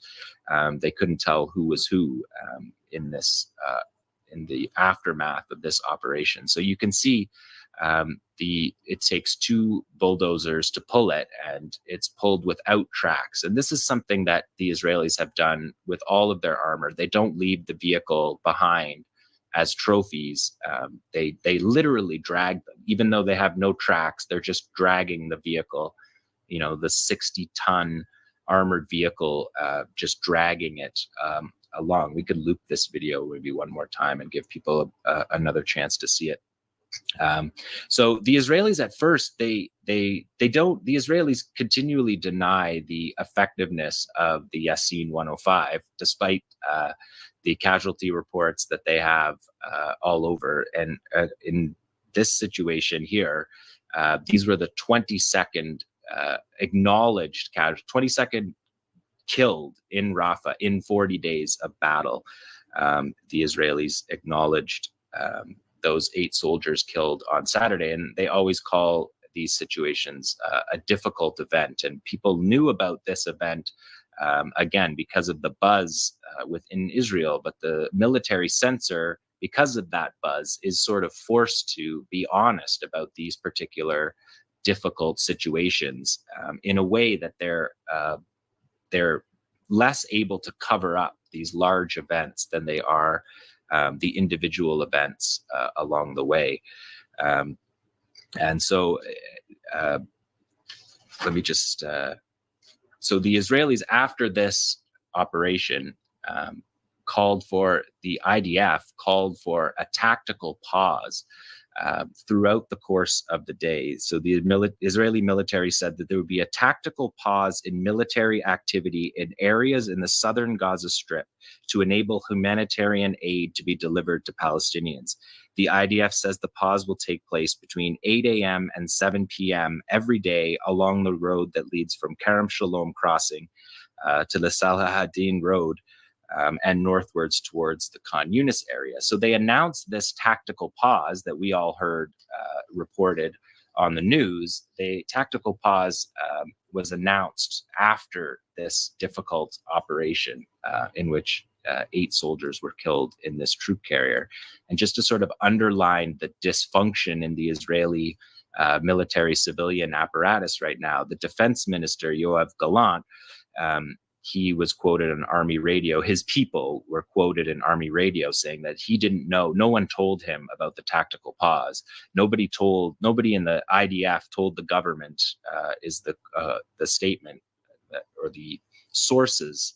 It wasn't a statement. It was sources close to Gallant said that he hadn't heard about that. And as I said, the casualties were so significant, it took the Israelis 2 full days to identify people. And they acknowledged that in 40 days of fighting in Rafah, where they claim that they have operational control over half of Rafah, which is just absurd. Rafah is a sprawling city, and we know that they fought, for example, in Khan Yunis for more than 6 months. They fought in Khan Yunis, and now they're saying in Rafah, fighting with half as many troops, they're saying that they have half of Rafah under control in 40 days. And these kind of numbers are just nonsense, but it's important to bring to you just to give you the sense of how the Israelis are building this narrative, because they're trying to have an end game where they tick all the boxes of the military accomplishments or objectives are being reached. So they've been talking all war about the 4 battalions that were still left in Rafah. And as I said off the top, that is not a meaningful way to describe the fighting force. The battalions are different sizes. They're able to reconstitute. They're able to form, link up with battalions from Khan Yunis or from anywhere else in Gaza for that matter. The battalions aren't all the same. They aren't all identical. There's special forces battalions. There's more highly trained battalions. So it's not just something that you can check off on a list, like we have degraded 2 of the 4 battalions in Rafah. And you can see that the Israelis have paid a stiff price for this. And just to give you the casualty numbers, because they talked about it after this and they released it. And again, everything that we get in the Israeli media, we know is subjected to the Israeli military censor. And it's the 162nd Division that is fighting in Rafah right now. And there's been, at any given time, right now, there's 3 divisions fighting in Gaza. There's one, they pulled the one from the north. There was one in the north that was fighting in Jabalia and Jabalia camp, one division in the Netzarim corridor, and one division in the south fighting in Rafah. And the Israelis said yesterday in the media that the 162nd Division that has been fighting in Gaza since October 7th, that 3,800 soldiers have been wounded from that division alone. 180 have been killed in combat. So 3,800 wounded just from the 162nd Division. And there's 5 fighting divisions that have fought in Gaza. Admittedly, the 162nd and the 98th are the ones that have the most combat experience. But the overall number that the Israelis have claimed, total number of casualties since October 7th, is 3,800. So there's 3,814. So the 162nd Division is claiming 3,800 casualties just in that one division alone, which matches the overall number of claimed casualties in the IDF, which is just another one of these examples where these numbers just don't add up. Because if one division has 3,800 casualties, does that mean that the Israelis are lying about their casualties by 2, 3, or 4 times? Because there's been four divisions fighting in Gaza at the same time. In December, there was 4 divisions fighting at the same time. The Israelis used 3 divisions to attack Gaza City, and they're claiming in one division 3,800 casualties. So again, this is just another example of the Israeli casualty statistics not lining up with the official numbers, which they saw, their terminology is released for publication. They don't say overall number of casualties. They say this is the number of casualties released for publication. That's their wording. So again, just another example of something we've been tracking for the last 8 months, that none of these casualties statistics ever add up for the IDF. And this was just a really stark example of saying that one division has a casualty count equal to the entire Israeli Defense Forces admitted number of 3,800 casualties. So that was an operation in Tel Sultan. That was on the weekend. I just want to show you a video here that the IDF released the other day. They're showing you here raiding a house in Rafah, and they're pointing out here that the Palestinians use holes in the wall, that they use mouse holes, which is, of course, something that we've been covering on this show since the first day of the ground war. And we actually told you that this was going to happen even before, because it's a standard way of fighting in an urban environment, to move between buildings through these mouse holes that the fighters have cut. And the IDF was really proud of these walking through walls, as they called it. In the Second Intifada, they had an entire doctrine based on it, and they were very excited about it, because this is an interview that E.L. Weizmann did with the commander of the IDF's paratrooper brigade, and he said, "We decided to look at space architecturally differently. The space that you look at this room. What you're looking at, it's nothing but what you interpret it as. And we interpreted the alley as a forbidden place to walk through, and the door as a forbidden place to pass through, and the window as a place forbidden to look out." They've obviously forgotten that part of the doctrine. "Because weapons await you in the alley and a booby trap awaits you at the door. This micro-tactical practice of moving through the walls turned into a method, and thanks to this method, we were able to interpret the space wholly differently!" Exclamation mark. This is, again, an article from A.L. Weizmann quoting the commander of the IDF's paratrooper brigade. "If until now we were used to moving through roads and sidewalks, forget it. From now, we walk through the walls. We inverted the geometry." So they're super proud of that in the Second Intifada. I mean, people wrote whole books about it. Eyal Weizman, one of them, about this Israeli accomplishment. But of course, the Palestinians had been doing this long before the Israelis were doing it. And the Israelis released this video, I guess unaware that Sarah al-Quds released this video. Let's look at number 7 here, Tamara. Sarah al-Quds released this video the other day that this was an Eid video that they're showing. You can see their fighters there grabbing the Tandem 85. This guy here is grabbing a guerrilla action device. There's the Shawad, what Qassam calls the Shawad EFP, explosively foreign penetrator. And then look at them walking through walls, not only walking through walls, but videotaping walls through the walls. So we see multiple scenes of it. And of course, Sarah al-Quds has shown us this all along, and we've pointed this out on the resistance report all along, because the ability to move through the buildings without going outside is a core part of the resistance praxis, and we've seen that all the way through. So it was interesting, because I do follow all the Israeli army's gonna study the defeat of Israel, and it's just the new guerrilla fighting, like the Vietnamese. People study how they defeat the U.S. People going to study how you defeat an advanced army in city settings. Is just what Hamas did to Israel. Releases in the same way that I follow all the Palestinian releases. And so for the Israelis to release that video this week and say this is a terrorist passageway, 8.5 months into the war, after we've seen dozens of these videos where fighters have used the holes in the walls, mouse holing as it's called. There we see the fighter attaching the fuse to the guerrilla action device, which is the IED, the improvised explosive device that is attached magnetically to Israeli vehicles. So I just wanted to point that out. The Israelis always think that their military doctrine is, especially before October 7th, was a world-class military doctrine. The Palestinians have, since October 7th, and particularly on October 7th, shown that to be just a total myth. The defeat of the IDF is something that will take, maybe they'll never recover from, but we'll see. We won't predict the future. We have enough evidence right now to just talk about.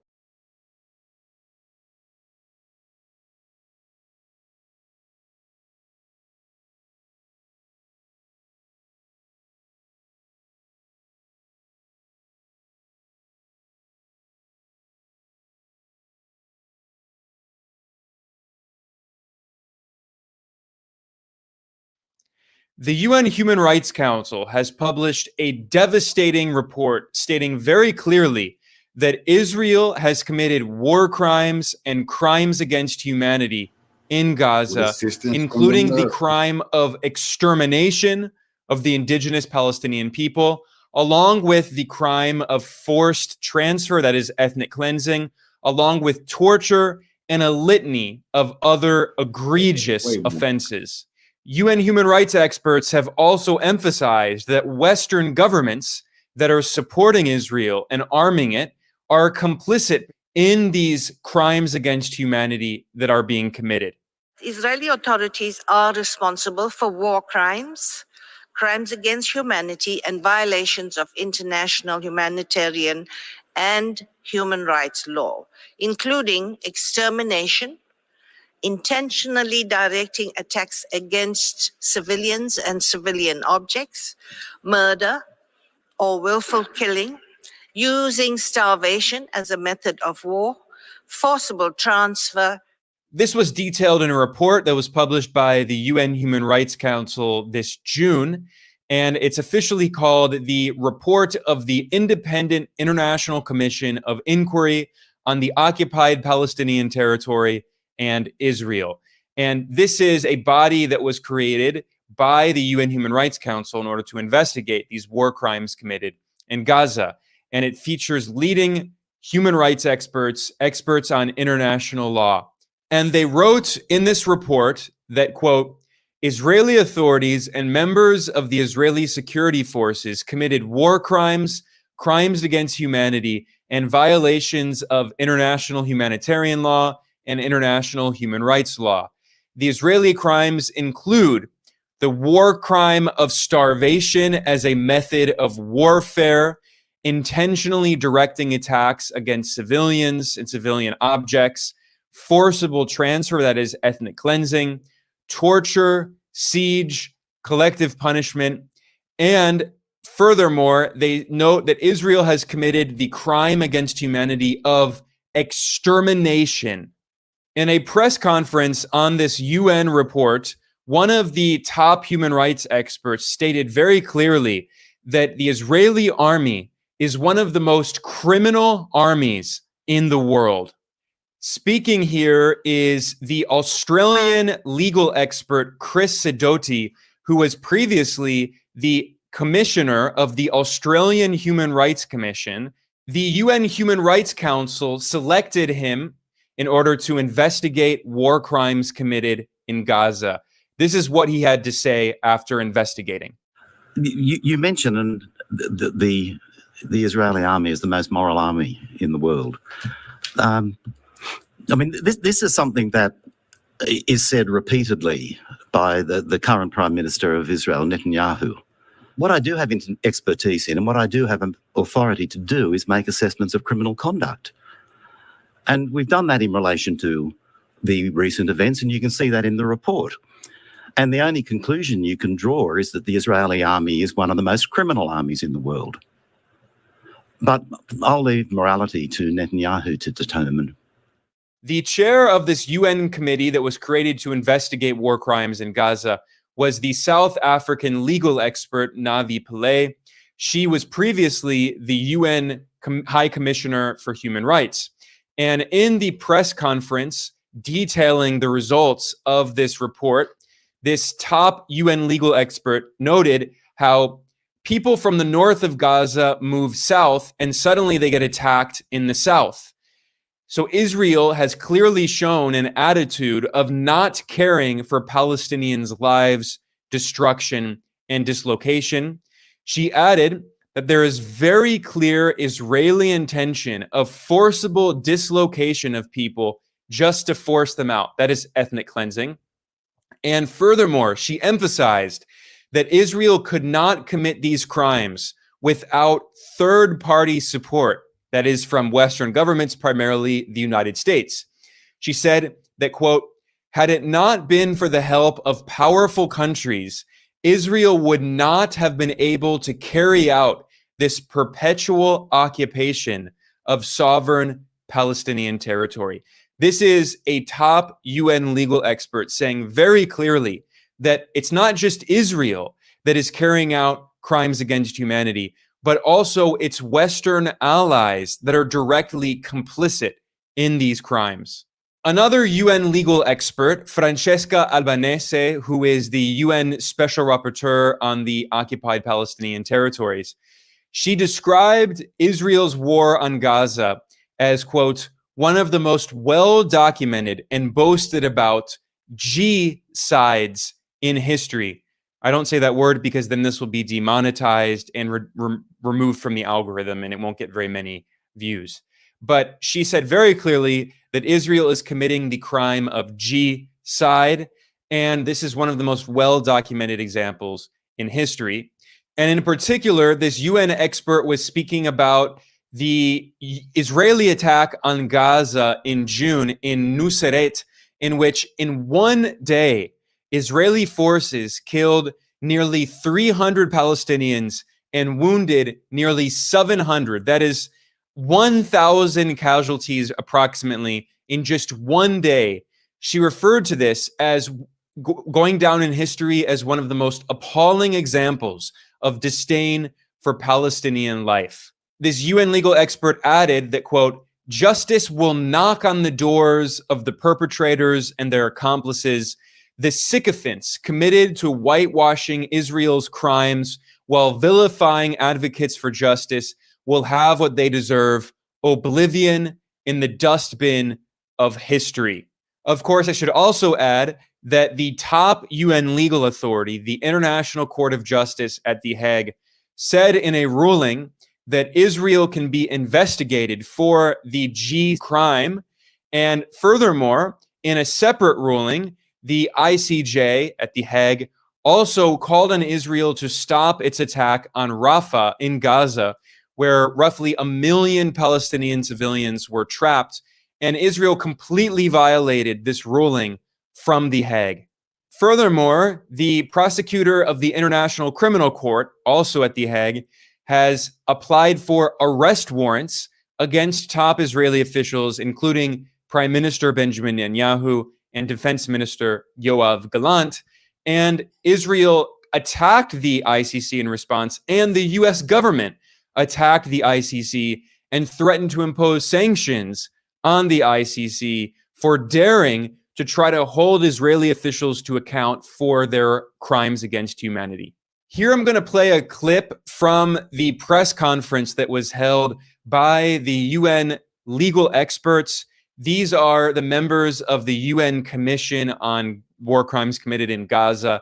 And it's quite incredible to hear how clearly they state that Israel is committing the worst possible atrocities imaginable.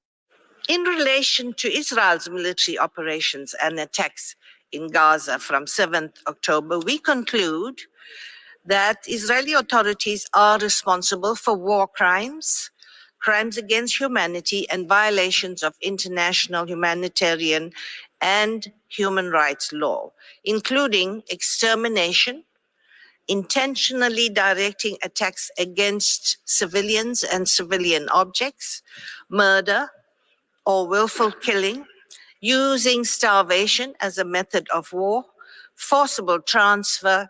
Israel's total siege of the Gaza Strip has weaponized the provision of life-sustaining necessities for strategic and political gains, including through cutting off supplies of water, food, electricity, fuel, and other essential supplies, including humanitarian assistance. It constitutes collective punishment, disproportionately impacting pregnant women and persons with disabilities, and is causing grave harm to children, including starvation-related deaths. We found that the immense numbers of civilian casualties in Gaza and widespread destruction of civilian objects and infrastructure were the inevitable result of an intentional strategy to cause maximum damage, disregarding the legal obligations of distinction, proportionality, and adequate precautions. Israel also forcibly transferred almost the entire population into small enclosures that are unsafe and uninhabitable. The deliberate use of heavy weapons with large destructive capacity in densely populated areas constitutes an intentional and direct attack on the civilian population. Now, the last thing that I want to say here before concluding is that supporters of the colonial Israeli regime will often try to both sides the situation and say, well, the Palestinians are also committing war crimes and blah, blah, blah. And the United Nations, which is run by, many Western officials, the UN is actually very biased in the interests of the West, which is why it's rare to see these kinds of comments made by top UN experts. So because it's very biased in the interest of the West and it's biased against the global South, the UN also contributes to making this false equivalence, this false binary between the oppressor and the oppressed, the occupied and the occupier. And in this report, they also accused Palestinians of war crimes. But this is also very misleading because in international law, it states very clearly that the people living under illegal military occupation have a right to resistance, including armed resistance. This has been written clearly in international law. It has been reaffirmed also in numerous UN General Assembly resolutions that the Palestinian people who have lived for decades under an illegal Israeli military occupation have a right to resist with armed force against Israeli occupation with the support of the Western colonial powers. So don't allow the supporters of this colonial regime that is committing crimes against humanity and ethnic cleansing, do not allow them to try to distract from this fact by trying to make a false equivalence. There is no equivalence between oppressor and oppressed, between people carrying out an occupation and people living under decades under that illegal military occupation. On that note, I'm going to conclude here. I'm Ben Norton. I'm the editor-in-chief of Geopolitical.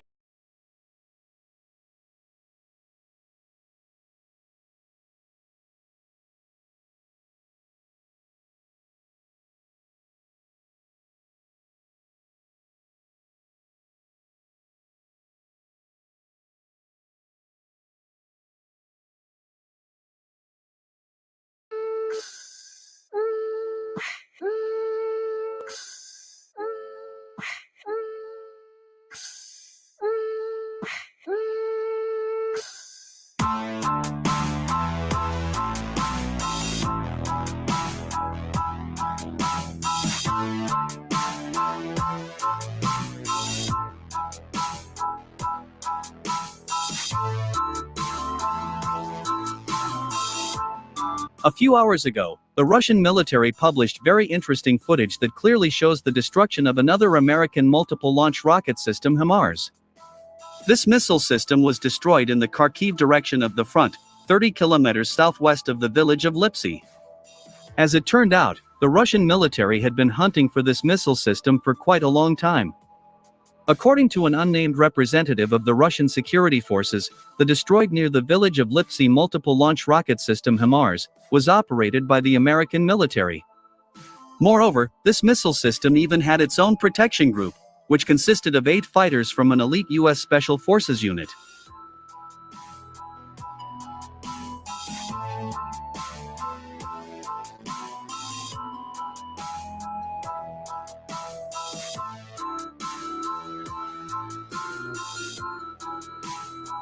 It is reported that these American fighters of the elite Special Forces unit were listed in Ukraine as employees of private military companies. According to the Russian military, the Americans used this multiple-launch rocket system against Russian troops in a very sneaky way, and therefore, the Russians could not detect and destroy it for so long.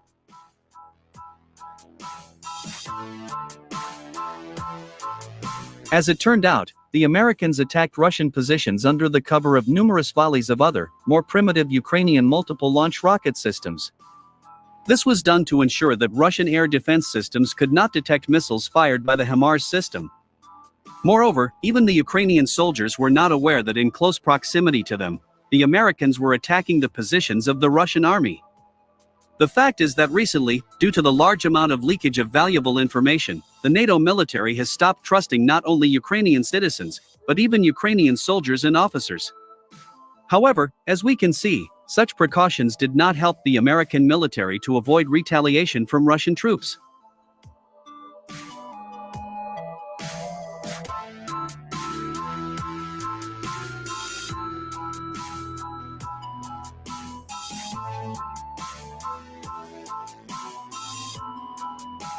In the footage published by the Russian military of the grouping of troops under the designation Sever, you can clearly see how the reconnaissance drone managed to detect the American multiple-launch rocket system HIMARS, 30 kilometers from the village of Lipsy. The footage shows how, after the launch of one missile, the US military immediately leaves the place from where the attack was carried out. While continuing to monitor the US military, the Russian reconnaissance drone also managed to detect an enemy secret place in the forest, where the Americans tried to hide the multiple-launch rocket system HIMARS and an armored vehicle, in which there were American fighters of the elite Special Forces unit, who guarded this missile system.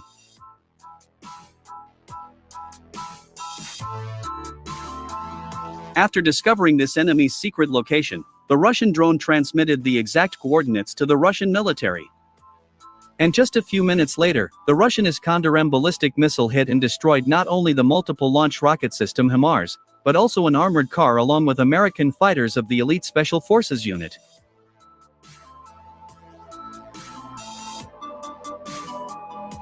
According to sources in the Russian military department, as a result of this missile attack, NATO forces lost one multiple-launch rocket system HIMARS, 8 fighters from an elite U.S. Special Forces unit, as well as 3 U.S. Army officers, who directly operated this missile system.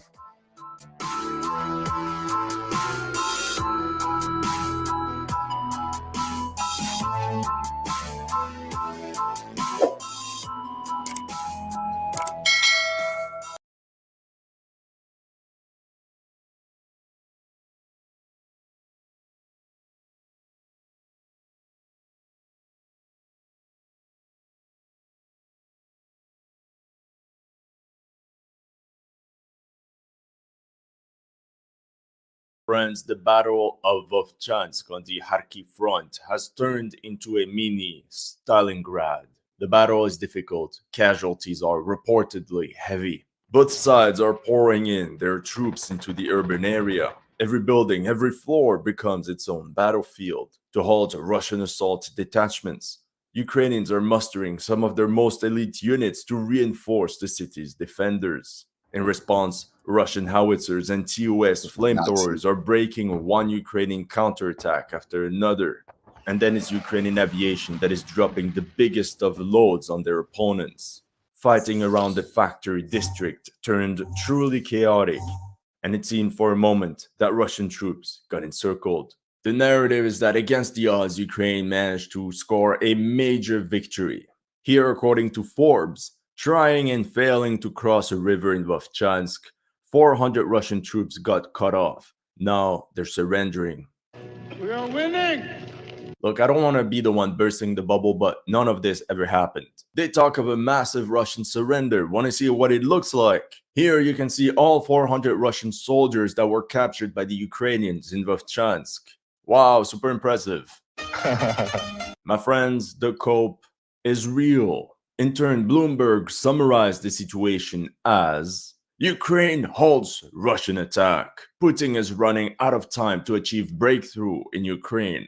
Out of time compared to what? It doesn't even make sense. Reality is Ukraine essentially transferred some of its most elite units to plug the gaps and stop a secondary Russian axis of attack. Meanwhile, the positions in Ocheretine continue to fall apart. Russian forces keep making territorial gains, and they're only 7 kilometers from the strategic crossroad linking Pokrovsk to Konstantinivka. What a disaster. Now, to turn the tide, Ukraine is pulling an ace out of its sleeves. The Ukrainian command is gathering battalions from various units to form some sort of armored task force that I will nickname Kampfgruppe Wolfstadt. For now, the bulk of these units are camouflaged somewhere in Kharkiv, but the first local counterattacks have already started. The objective of this counteroffensive is to push the Russians back to the border. More on that later. This video is sponsored by Delete Me. Are you tired of getting random scam calls every day? Because I am. Whenever you browse the web, websites can store your personal information in May. Of course, you can request each data broker to delete your data, but this process is long for a few weeks now. All eyes are on Vovchansk. As always, the problem for Ukraine is Russian aviation and the enemy's howitzers. Ukrainian artillerymen from the 57th Mechanized Brigade positioned on this sector said that the Russians have a 5-to-1 advantage in firepower. Meanwhile, the brigade's deputy commander said the Russians turned Vovchansk into Bakhmut in 5 days. It seems Ukraine really needs the heavy howitzers of Josephine Jackson to turn things around. And according to this Ukrainian soldier on Twitter, on the 17th of June alone between 9 and 11 p.m., Russian aviation dropped 19 FAB bombs on Vovchansk. In my last video, we spoke about how most of the bridges across the Vovcha River had been destroyed, and we saw how it became difficult for Ukraine to send reinforcements and to resupply the troops positioned on the northern side of Vovchansk. The only way across was for small squads to advance by foot on their own. In response, the Ukrainians urgently set up a number of pontoon bridges across the river, like this German Biba bridge laying equipment. This pontoon bridge was geolocated right here, 2.5 kilometers east of the city center of Vovchansk. As you can see, it allows Ukraine to transfer reinforcements aboard vehicles, which is much faster and safer, all the while being able to rotate worn-out units. For example, this Canadian-made Russian Senator APC seen disembarking 7 soldiers inside this multi-level building. We can also see how multiple back and forth trips were carried under enemy fire. But that's the problem of fighting across a river. Your entire logistics and communication lines depend on a couple bottlenecks. This means this sector is the new center of gravity of the Ukrainian defense of Vovchansk. And this is also what allowed the Ukrainian bridgehead to hold. This pontoon crossing is so important that on June 20th, Ukrainian assault detachments from the 36th Marine Brigade stormed the Russian positions in this sector. We have a Ukrainian drone overlooking Russian trenches and another one ready to drop grenades. If we zoom in, we have multiple groups of 3 to 4 stormtroopers creeping their way forward inside the trenches, clearing one position after another. Meanwhile, another unit runs above the trenches to flank the Russian defenders. Logically, for the Russians, their job is to search and destroy these very precious engineering equipment. In this one, you can see the Biba pontoon I showed you earlier being hit. And here from the 2nd of June, a Striker APC was destroyed on some pontoon bridge near Vovchansk. In the end, despite the initial surprise, Ukrainian forces fought extremely well. The front line in the city center barely changed over the first 2 weeks of the month of June. This urban fighting also turns into a sniper's heaven. Давай, парни, поработаем чуть-чуть. Meanwhile, on the western part of the Kharkiv front, Ukraine deployed units of the elite 5th Assault Brigade. In turn, Russian infantry units could not push further and fought to a standstill 3 kilometers north of Liptsy. On the 7th of June, the Ukrainians even managed to launch a counterattack on Hliboke. In this video, you can see a Ukrainian armored vehicle firing one round after another, spraying traces all across the settlement. And from this angle, the situation is a bit more clear. It's one vehicle literally firing at one building after another. However, no Ukrainian infantry seems to have been disembarked. It seems this armored raid was simply a hit-and-run attack to pin down enemy forces, because they're doing the same exact thing using continuous drone strikes on that same settlement. 10 days later, Ukraine launched another attack on Hliboke, which involved units of the 13th Khartia Brigade of the National Guard. In this video, you can see Ukrainian M113 APCs pass by a friendly trench bastion. 600 meters later, they hammer a Russian outpost at point blank.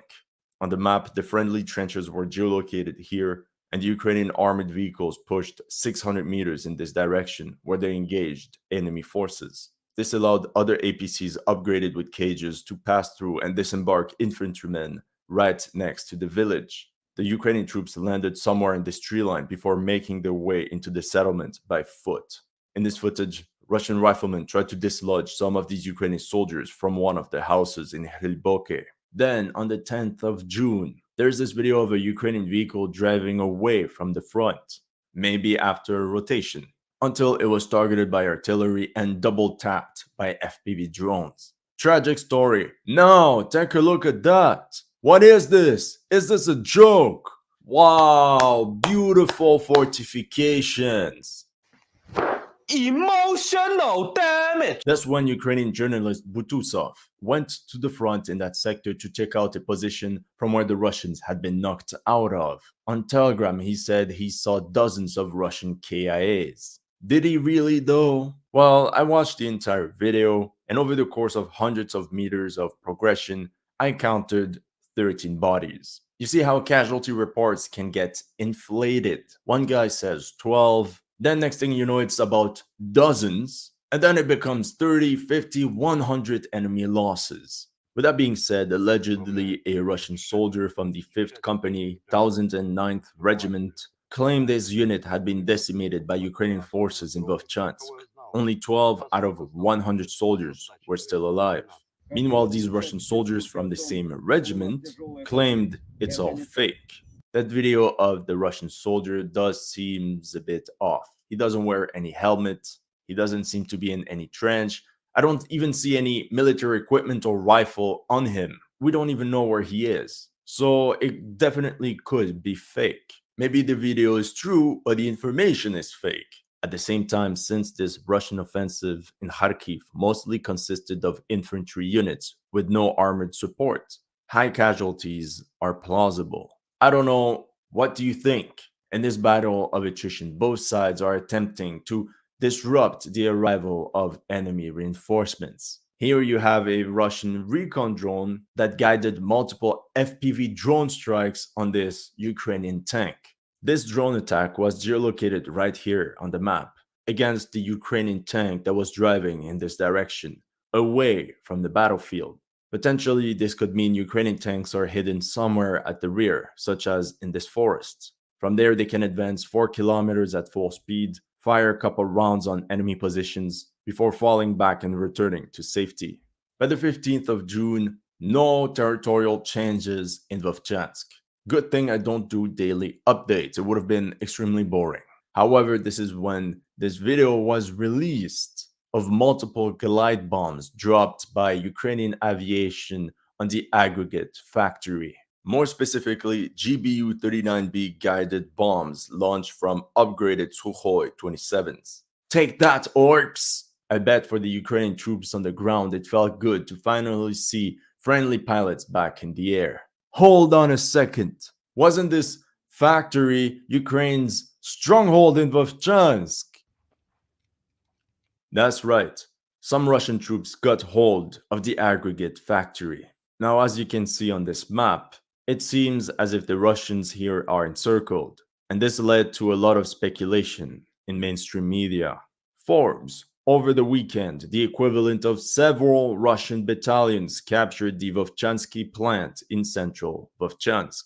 Or from Newsweek, Russian troops surrendering after getting trapped in Vovchansk complex. So much cope. It's literally the cope festival. Here's what really happened according to pro-Ukrainian deep state UA. As early as May 20th, Russian reconnaissance groups made their way inside the factory. It's only on June 1st that Ukrainian forces noticed them and managed to cut them off. From that moment on, these Russian soldiers were delivered water, food, and ammunition via drones. I find this pretty fascinating how this has now become the norm of warfare. On the 6th of June, a fire team of 5 Russian soldiers advanced towards the factory, but reportedly only one made it. 2 days later, another attempt. This time a squad of 15 Russian soldiers reached the factory. And on the 13th of June, Deep State UA reported that an MTLB armored fighting vehicle, filled to the brink with reinforcements and ammunition, also reached the aggregate factory.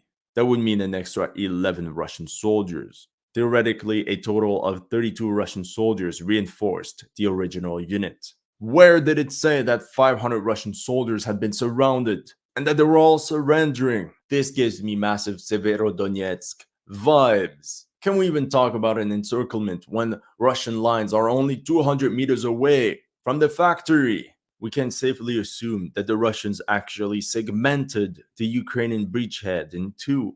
It's a dangerous situation for the armed forces of Ukraine. The units here could be completely isolated, and it's only a matter of time before they pull back. And these ones survive only through pontoon bridges installed in this sector. According to the latest news, both sides are fighting tooth and nail over these high-rise buildings. On the 17th of June, forward elements of the Russian army were targeted right here, 800 meters north of Tighe. We can already witness Russian attempts to outflank Ukrainian positions and their entire supply lines. Of course, how is the Russian army achieving all this? Putin has 500,000 soldiers in Ukraine and is launching human wave attacks. Can you show us a single video of these human wave attacks? That's what I thought. And apparently to help this Russian move, the 22nd Regiment of the 72nd Division is going to be equipped with roughly 60 armored vehicles.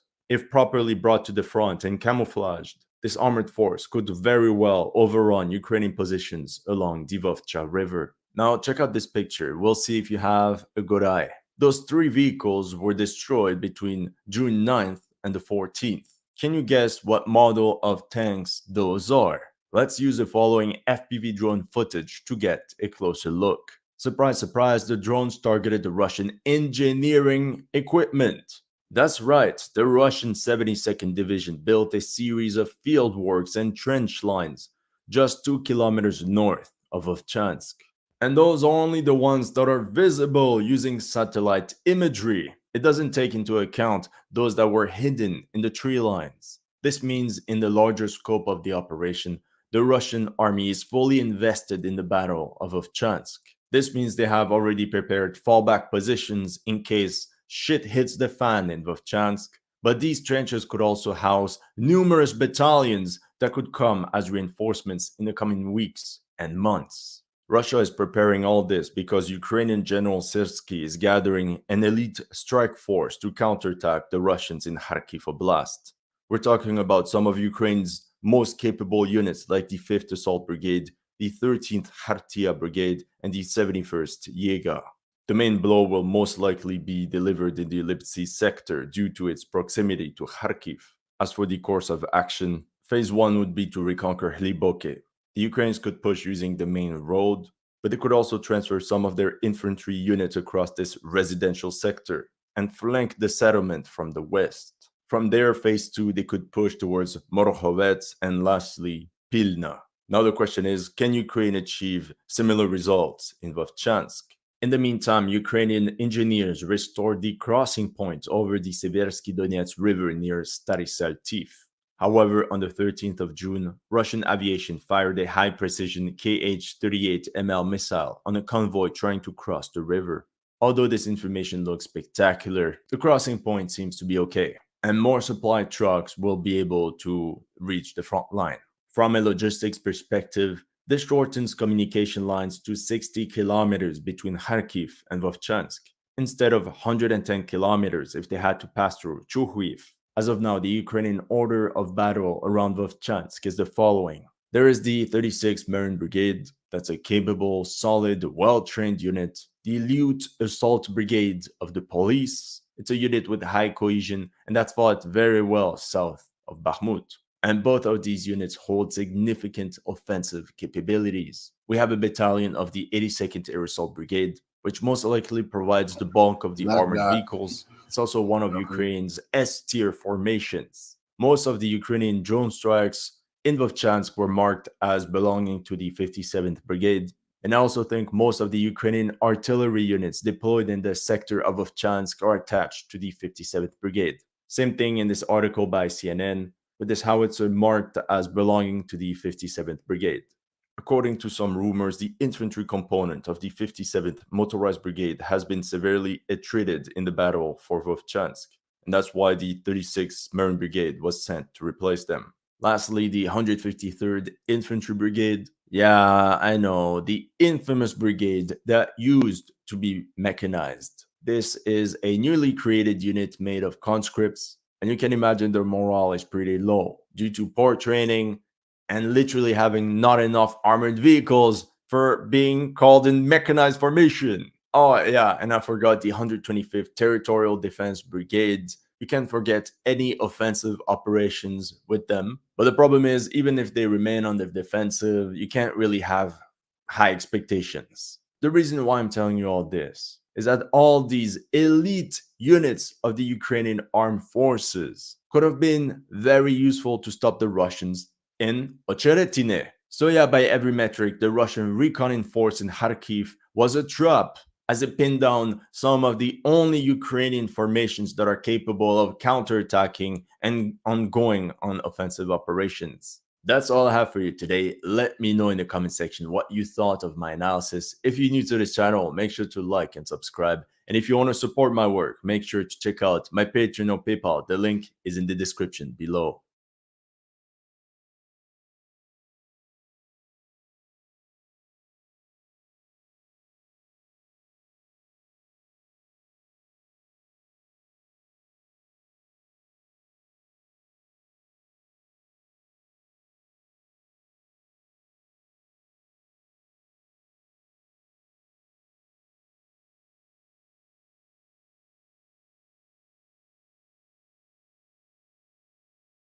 Let's throw this at you.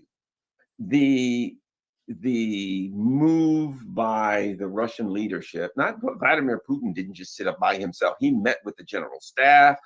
I think when he had the meeting with the general staff and everybody's like, well, they're deciding, they're talking about what they're going to do. He had the meeting with all of his high muckety mucks. It was, they're deciding about their next move in Ukraine. I think a big part of that discussion was about this.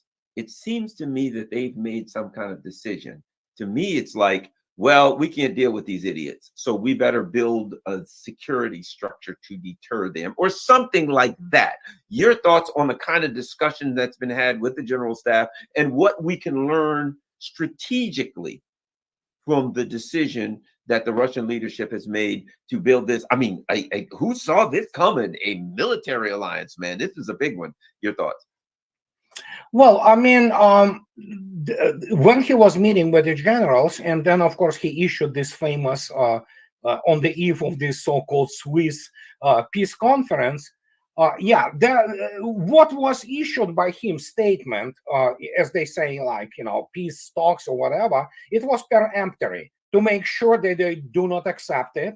And that essentially creates, first, it changed their agenda essentially of this stupid conference, which was an utter failure. But secondly, it gave Russia the excuse to say, you know what, here was our offer. And as everybody understands this, and again, anybody who has any like half brain left in their head and their cranium is each Vladimir Putin's or Russia's next offer is much worse than the previous one.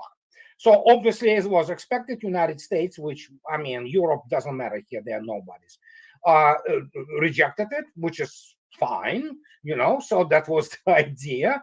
Then after that, basically, we see the unraveling of all that. Not only he obviously created their military union, it's much more than military union. It's basically into your face, defiance of all those stupid sanctions on North Korea.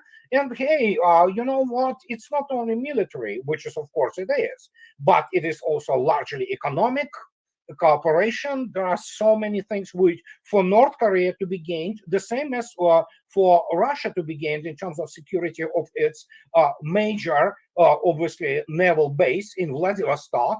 So, and when you look at this, and you begin to observe it, so you can see yourself that it's all about, in the end, of making U.S.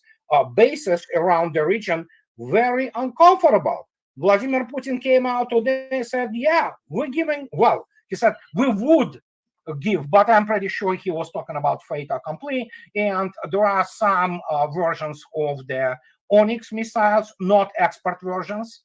And of course, the question here is not just that, which Korea probably already have. And even 3 M14 caliber with the range of 2,500 kilometers, which will be also used from the ground launchers. It is about targeting. It is about provision of the all recon and targeting, for North Korea, if God forbid something happens. And South Korea already in a panic mode. They issued statement that they will provide lethal help to Ukraine. Sure, Russians are trembling in their boots. So there you go. And now he's in Vietnam. And guess what? I'm pretty darn sure, although it's not going to be advertised, that actually there will be talk about Cam Ranh base. Cam Ranh naval base for the Soviet Navy, and it was the major base of the Red Banner, the Pacific Fleet. It was obviously closed during the, what times it was. I think so. That's on agenda too, but we will know soon enough, I think. Well, what do you know? We've had another friend who has dropped in. Hi, Scott. The one and only Scott Ritter. I didn't know Scott. I knew he had some stuff to do today. I sent him the link, and I didn't know if he'd be able to show up. But yay, Scott's here. Okay, Scott. I'll throw the same question at you, because I mentioned to Andre. I said, look, the Russians seem to have said, we've been trying to resolve this thing in a way that we don't have to build blocks. We don't have to, build a military security structure with various countries. It seems to me the whole business that they've made a decision, I'm sure they talk with China, to kind of build like a axis of resistance, kind of like Iran's doing in their region, only they're 1,000 times over. Your thoughts on how this affects and also how it affects U.S. plans, because now you put long-range missiles in North Korea. I'm going to throw this at Andre too of it. You put those long-range missiles with the capabilities that Russia has in North Korea, it dramatically changes U.S. plans to go after China and Taiwan Strait. I'm going to go back to Andre with that in a second, but your thoughts on all of that, Scott Ritter? Well, first of all, let me start with a premise, and maybe Andre disagrees with me, but Vladimir Putin will never seek China's permission for anything.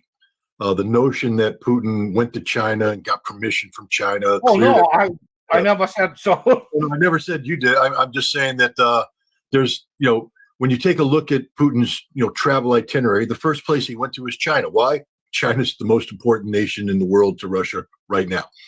And Russia needs to have a dialogue with China. China is not a big fan of regional military alliances, and neither has Russia been historically. But Putin said at the St. Petersburg International Economic Forum that the time is now for a Eurasian security framework. I don't know if China's on board. I don't think Russia gives a damn, because right now Russia is going to build and is in the process of building the basic framework for regional security. And what they did with North Korea is the start of it. It's not a treaty. Read what it said. It doesn't say, this isn't NATO. This isn't Article 5. If you're attacked, we will immediately come. And it says, though, that if there's aggression against you, we will ensure that we begin the dialogue to make sure that all things can be done for you.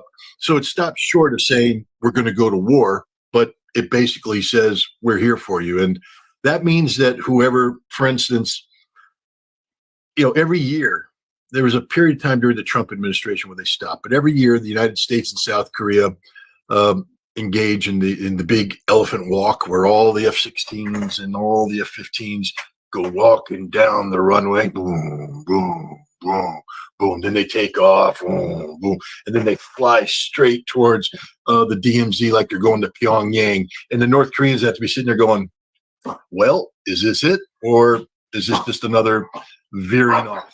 And at the end, they always veer off. But they do that at the same time that information gets leaked to the press that the United States and South Korea have plans for preemption, for decapitation strikes. That day's over, finished. That will never, they may do the case, but they'll never pull the trigger on that, because it now means a war with Russia. And Russia's not messing around. Andre mentioned some of the weapon systems that Russia could provide. I'll take it a step further. Russia will never provide them with nuclear weapons. North Korea has their own nuclear weapon. But one of the big things that North Korea has trouble with is reentry vehicles. They have the missile capabilities that can fly to the United States, but it's very problematic whether or not they have a warhead that can survive reentry, which means, the other thing is the missiles that they have going to the United States are ballistic in nature. Ideal for instance, the interceptors that the United States has put in Canada or in Alaska and elsewhere. I think what Russia will be providing is some improvements in their solid rocket fuel cake. Basically, Russia is going to enable North Korea to have an SS-27 with a Vanguard type warhead. Yeah. Why is this important? Because it guarantees that if the United States attacks North Korea, America will lose a city. And that's what this is all about. Russia has said, you put weapons here in Ukraine, and you gave them permission to attack Russia. Are you stupid? Are you an idiot? And the answer is yes, of course. Now, he hasn't done that yet. He said, though, but we're looking at this. We may provide technology, etc. The Onyx, it's a good system. Don't get me wrong. The Caliber is a great system, but they provide marginal enhancements over systems that the North Koreans already have. The thing that makes America pay the ultimate price is an ICBM capability with a deliverable nuclear warhead. And I think I've been talking to Russians about arms control for some time now, because I have this fervent hope and desire that arms control could come back into vogue. It's gone. Russia just isn't interested anymore in the United States and in arms control, and Russia's tired of the North. Even Putin in Hanoi today, this should have sent a shiver down everybody's spine. But he said, you guys are sitting there talking about lowering the threshold for the use of nuclear weapons. And we're sitting here with this nuclear posture that makes it sort of difficult for us to use nuclear weapons because things have to happen. We believe in our doctrine. We're going to have to change that. We're going to have to lower our threshold for the use of nuclear weapons to match yours. The world's becoming even more dangerous because of this. This is insanity. And Putin said, he said, we're not going to preempt you. because if we use nuclear weapons, we'll destroy you. There's no such thing as nuclear preemption. There's no escalate to de-escalate. This is part of the insanity of the Western thought right now. The U.S. has this W76-2 low-yield nuclear weapon that we put on the Trident missile on the Ohio-class submarine, and we have a doctrine now that says we will use this to send a signal. And the Russians are going, well, that's a pretty stupid signal because all we're going to do is kill you. There's no ifs, ands, or buts in this. We live in a very dangerous world, and within this framework, this adaptive framework, things that Russia would never have considered before now become not only plausible, but possible and probably probable, such as enhancing North Korea's technological base so that they can field an SS-27 type ICBM that will defeat any anti-ballistic missile system the United States has. So I think that's a thing. And I'll stop here because I've babbled on too long.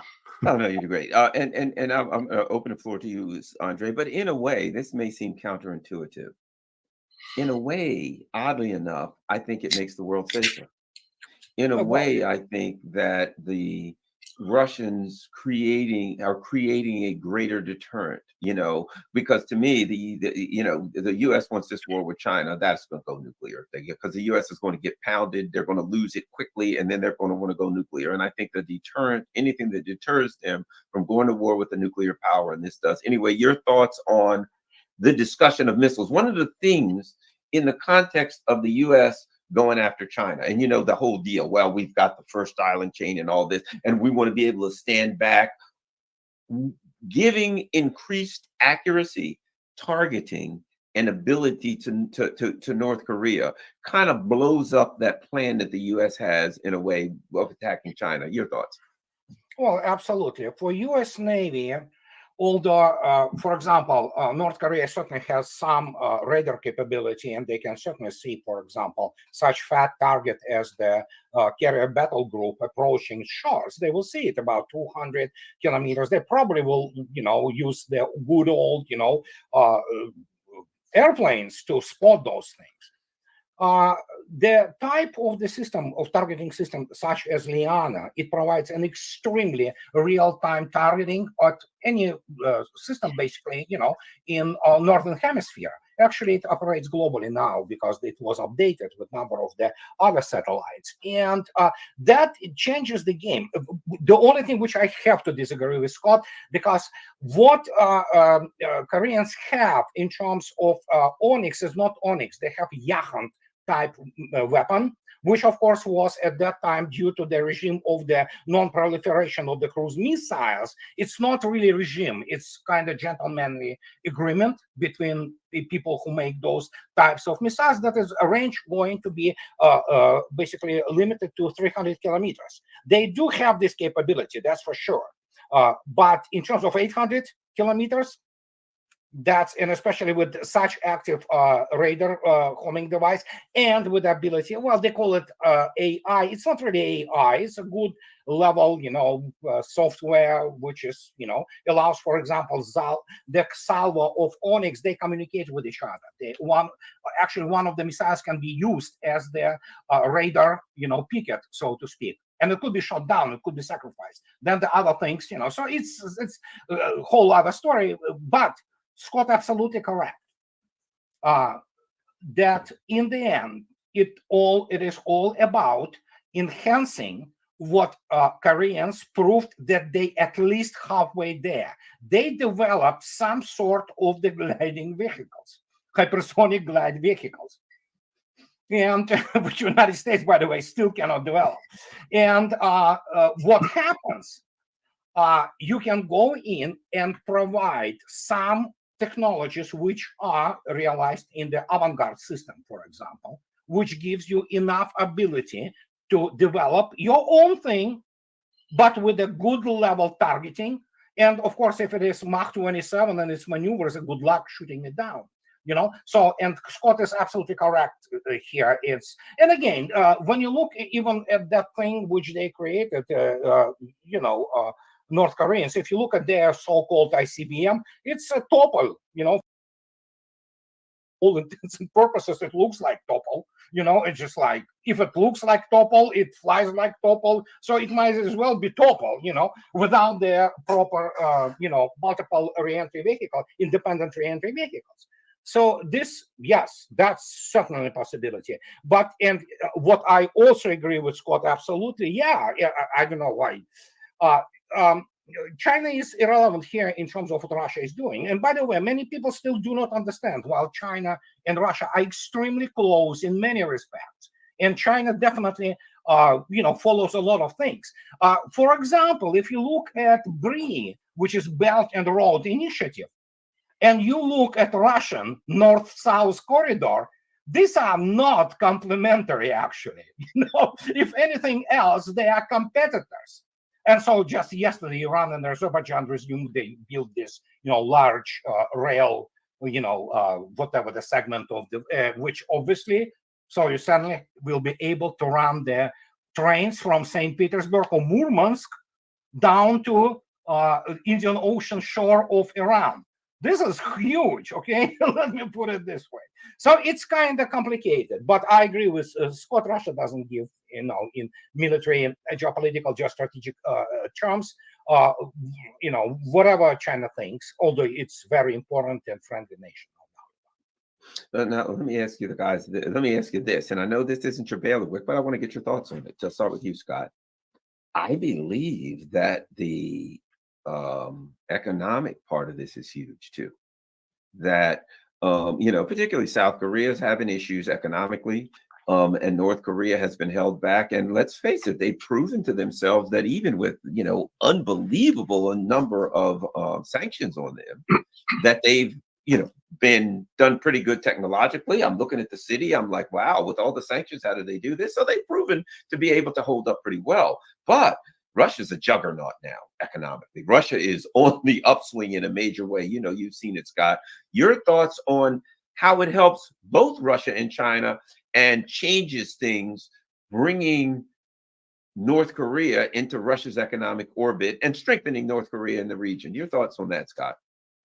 Well, first of all, let's just acknowledge that China has punted on North Korea. And that's one of the reasons why Russia's there right now. China had every opportunity to be doing what Vladimir Putin's doing. And, you know, North Korea was sort of hoping China would do that. I mean, you know, think about it from the North Korean standpoint. The Russian economy hasn't really caught everybody's attention except for the last couple of years, when it's come alive because of its resilience against sanctions, and people are now looking at it. But the Chinese economy is the world beater. You know, it's, you know, the belts and roads. And North Korea is like, bring a little bit of that belts and roads this way. You know, we like some of that action. And China's been reticent because China has been fearful of sanctions, fearful of the you know, the impact or the response that the West would throw on it. So China's been a little hands off. Russia took this step because they no longer care about the West. Russia fears nothing from the West. And this doesn't mean that Russia's going to be aggressive against the West, declare war. Russia just, the West no longer matters. And that's a sad state of affairs. You know, it used to be Russia. Well, what would Europe think? What would the United States think? But with the 14th round of sanctions right now, they know what they think. Therefore, it's irrelevant. And Russia has made itself sanction proof. And the way they've worked with China is they've drawn China into this relationship, so China can't suddenly back out. So Russia has a safety factor built in. North Korea, let me say the first thing that, you know, nobody's picking up on, but it's the most important part of this whole thing. North Korea's food security is assured right now. There will never be another starving North Korea. Russia will ensure that North Korea has all the food necessary to feed its people. And this fact alone is liberating, because that was one of the weakest parts of the North Korean socioeconomic model. You can't do all this fancy stuff if you got starving people, and if you have so much of your population turned to inefficient models of agronomy. North Korea will now be able to transform its population into a industrial workforce. And Russia is going to tap. This becomes an extension of the Russian military-industrial complex. The North Korean industrialization that's about to take place will not only benefit North Korea, but it will benefit Russia. I think you're going to see Russia using North Korean labor. You're going to be seeing visas issued. North Koreans are going to be coming to work in factories. They're going to be built in Russia, have partnership factories. And I've been spending a lot of time with, economists and industrialists in Novosibirsk and watching what they're doing and the models of development. And you see a lot of parallel activity, for instance, that they're negotiating to bring a Chinese company into Novosibirsk. There's a parallel negotiating to bring a Russian company into China. They may not be of the same level, but right now Russia is not in the business of just bringing Chinese in here. Russia is also in the business of getting Russia expanded to markets. And I think you're going to see Russian expansion into North Korea to help the North Koreans develop. But we are going to see a rapid industrialization of North Korea. I mean, they're already, they have very high quality. I don't know. Do you remember when a couple of years ago, a American nuclear scientist was allowed to travel to North Korea and visit the centrifuge hall and look at the centrifuges of the North Korean uranium enrichment. And he came back and he said, I don't know how they did it, but the North Koreans have the most advanced machine tools and technology in the world. And it's stuff from Japan. It's the highest end Japanese stuff, and it's in North Korea. How did they do it? Well, the North Koreans have their ways of doing things. But the bottom line is the North Koreans are pretty darn good at what they do. They're very good. But now they're going to take this skill set. And the reason why I bring this up is when I talk about industrialization, it's not like, you're going in and trying to bring up, the Iron Age and bring them into the Nano Age. They're already at the Nano Age. You just now have to expand it. And now they can do it because there won't be this huge suction of national resources into inefficient agronomy. North Korea is going to be fed. They're going to rebuild. This changes everything because Russia is going to benefit from BRICS. BRICS is a game-changing phenomena taking place. So the acceleration of BRICS is even beyond. I think the Russians and the Chinese actually have to start putting the brakes on BRICS because it's going too fast. You don't want to get ahead of your skis. You need to, before you expand, you need to build institutions. These institutions have to have frameworks of discipline and rules, and they have to, sort of like the G7. You may not like the G7, but we have to acknowledge that the G7 as an organization is extraordinarily functional. They have a system in place of how they staff things, how they do the different summits. They get the foreign ministers, the economists, and everything comes together. They have staffs that coordinate. BRICS has to replicate this, build the equivalent of that. And it's more difficult because G7 is really America dictating, and Europe saying, how do we take America's dictate, turn it into, some sort of collective policy? BRICS is a genuine multilateral institution. And so the complexity of the interaction is orders of magnitude more difficult than the G7. And so Russia and China is the drivers on this.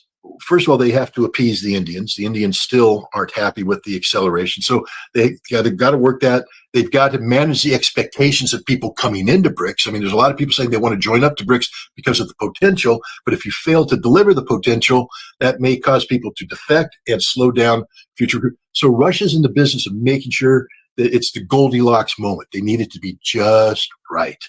Everything just right. But Russia is going to benefit from BRICS like you wouldn't believe. North Korea shall too. I don't know when North Korea will become a BRICS member. They will, because they're going to reach a certain threshold and they'll qualify for this membership. But in the meantime, they might as well be BRICS members because of this new relationship with Russia.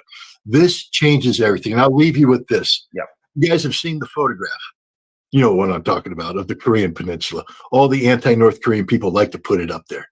Look at this at night. This is Korea at night. And South Korea's lit up, everything, Everybody's all lit up, all the electricity. To go north, Pyongyang's this little dull glow, and all around it is dark, nothing. I'll bet the bank that in 3 years, 5 years, you take that photograph, North Korea's lit up, because what Russia just did is an economic revolution. And again, I said I would leave it, but I just want to bring up one last thing. Donald Trump could have been the guy that did this. Vladimir Putin should never have been allowed to go to North Korea. Donald Trump was doing this. And well, he tried to get, and this is where every American who sat there and was critical of Trump about his North, look at where we're at today, America. Look where we're at. I bet he brings that up in the debate. I bet Trump brings that up in the debate. Biden, and the sad thing is North Korea sat there and told Biden, all right, we're ready to work with you. We really want to do this. We like this whole idea of denuclearization, economic revitalization. We want this to happen. We want you to be the reason why that photograph changed. And we blew it. We blew it. Now we have North Korea that will, this is a forever arrangement with Russia. It's a forever arrangement. And it just changes everything in the region. Japan, and I'll make another prediction, then I'll punt over to Andre. Sorry, Andre. Oh, Japan, no, it's fine. I enjoy it. Japan and South Korea will be applying for BRICS membership within a decade. Well, let me throw something at you, Andre, since we're talking about economics. I want to add one thing, however. Oh, go ahead. Yeah, here's my prediction for the upcoming debates of Mr. Trump and Mr. Biden. I will tell you about the agenda.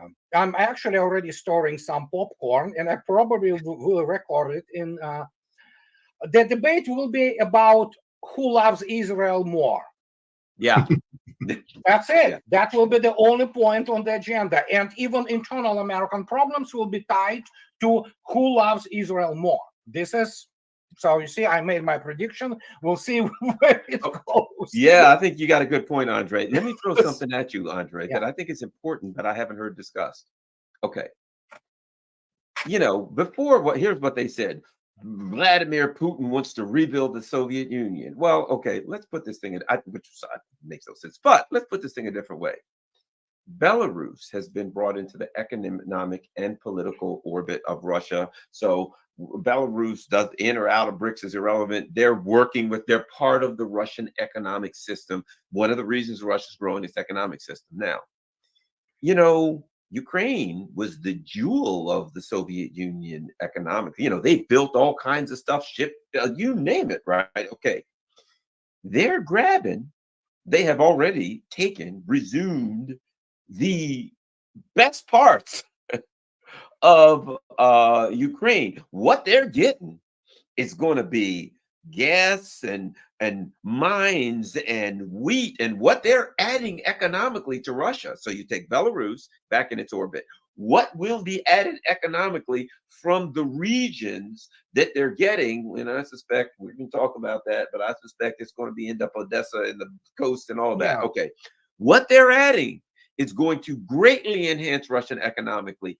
And now bringing a country with the economic potential of North Korea. Russia's already the fourth largest economy in the world and growing. You're adding Belarus, you're adding this powerful economic engine of Ukraine, and now you're bringing North Korea into the orbit. And they're not dragging them, bragging. They're not coming in kicking and screaming. They're saying, hey, man, this Russian thing is nice. We want to be a part of this. Bring us into your group. Economically, what this does to Russia is outstanding, I think. Andre. Yeah, I mean, it was well known that East Bank of Dnieper, it was where the Ukraine's main economic activity was concentrated. And this is where the Ukraine's industry was. And what many people forget to mention that actually Ukraine started to become industrially what it became only in 30s. It was during the Stalin's reign, so to speak, where the famous Dnipro gas was built. Well, a bunch of the machine building plant was built. By the way, much of it, for example, like famous Kharkov tractor plant, which later became the producer of the tanks, it was built actually by Americans. I mean, there was a lot of, I mean, there was a huge number of Americans, and Soviet Union at that time was buying literally the whole industrial plant, like that was in Kharkov. Then, of course, Stalingrad, famous Stalingrad tractor plant, it was totally American. Everything there, from nuts and bolts to machining centers, was made in the United States. So, but it was in a post-war, when Ukraine was restored, which of course suffered horrendously, so it was destroyed utterly. When Khrushchev especially came to power, who himself being ethnic Russian, but he became completely Ukrainized, and he actually bloodied Ukraine pretty badly too. I mean, the guy was nut job, honestly. But you started to have this other flow of the Russian industries. Speaking of Novosibirsk, famous Antonov Design Bureau, those huge Antonov planes, those Ruslans and one and only Mriya IN-225. Guess what? It is Novosibirsk Design Bureau, which voluntarily, by order of Khrushchev, have been transferred to Kiev from Novosibirsk. Novosibirsk wasn't happy, of course, losing that tremendous, industrial thing. And that's what was happening, that Soviet Union, and at the expense of Russian Federation, a lot of things started to be moved to Ukraine after the war. And it became one of the most, how educated, advanced, and, very kind of good to live in, environment. So today, it's no more.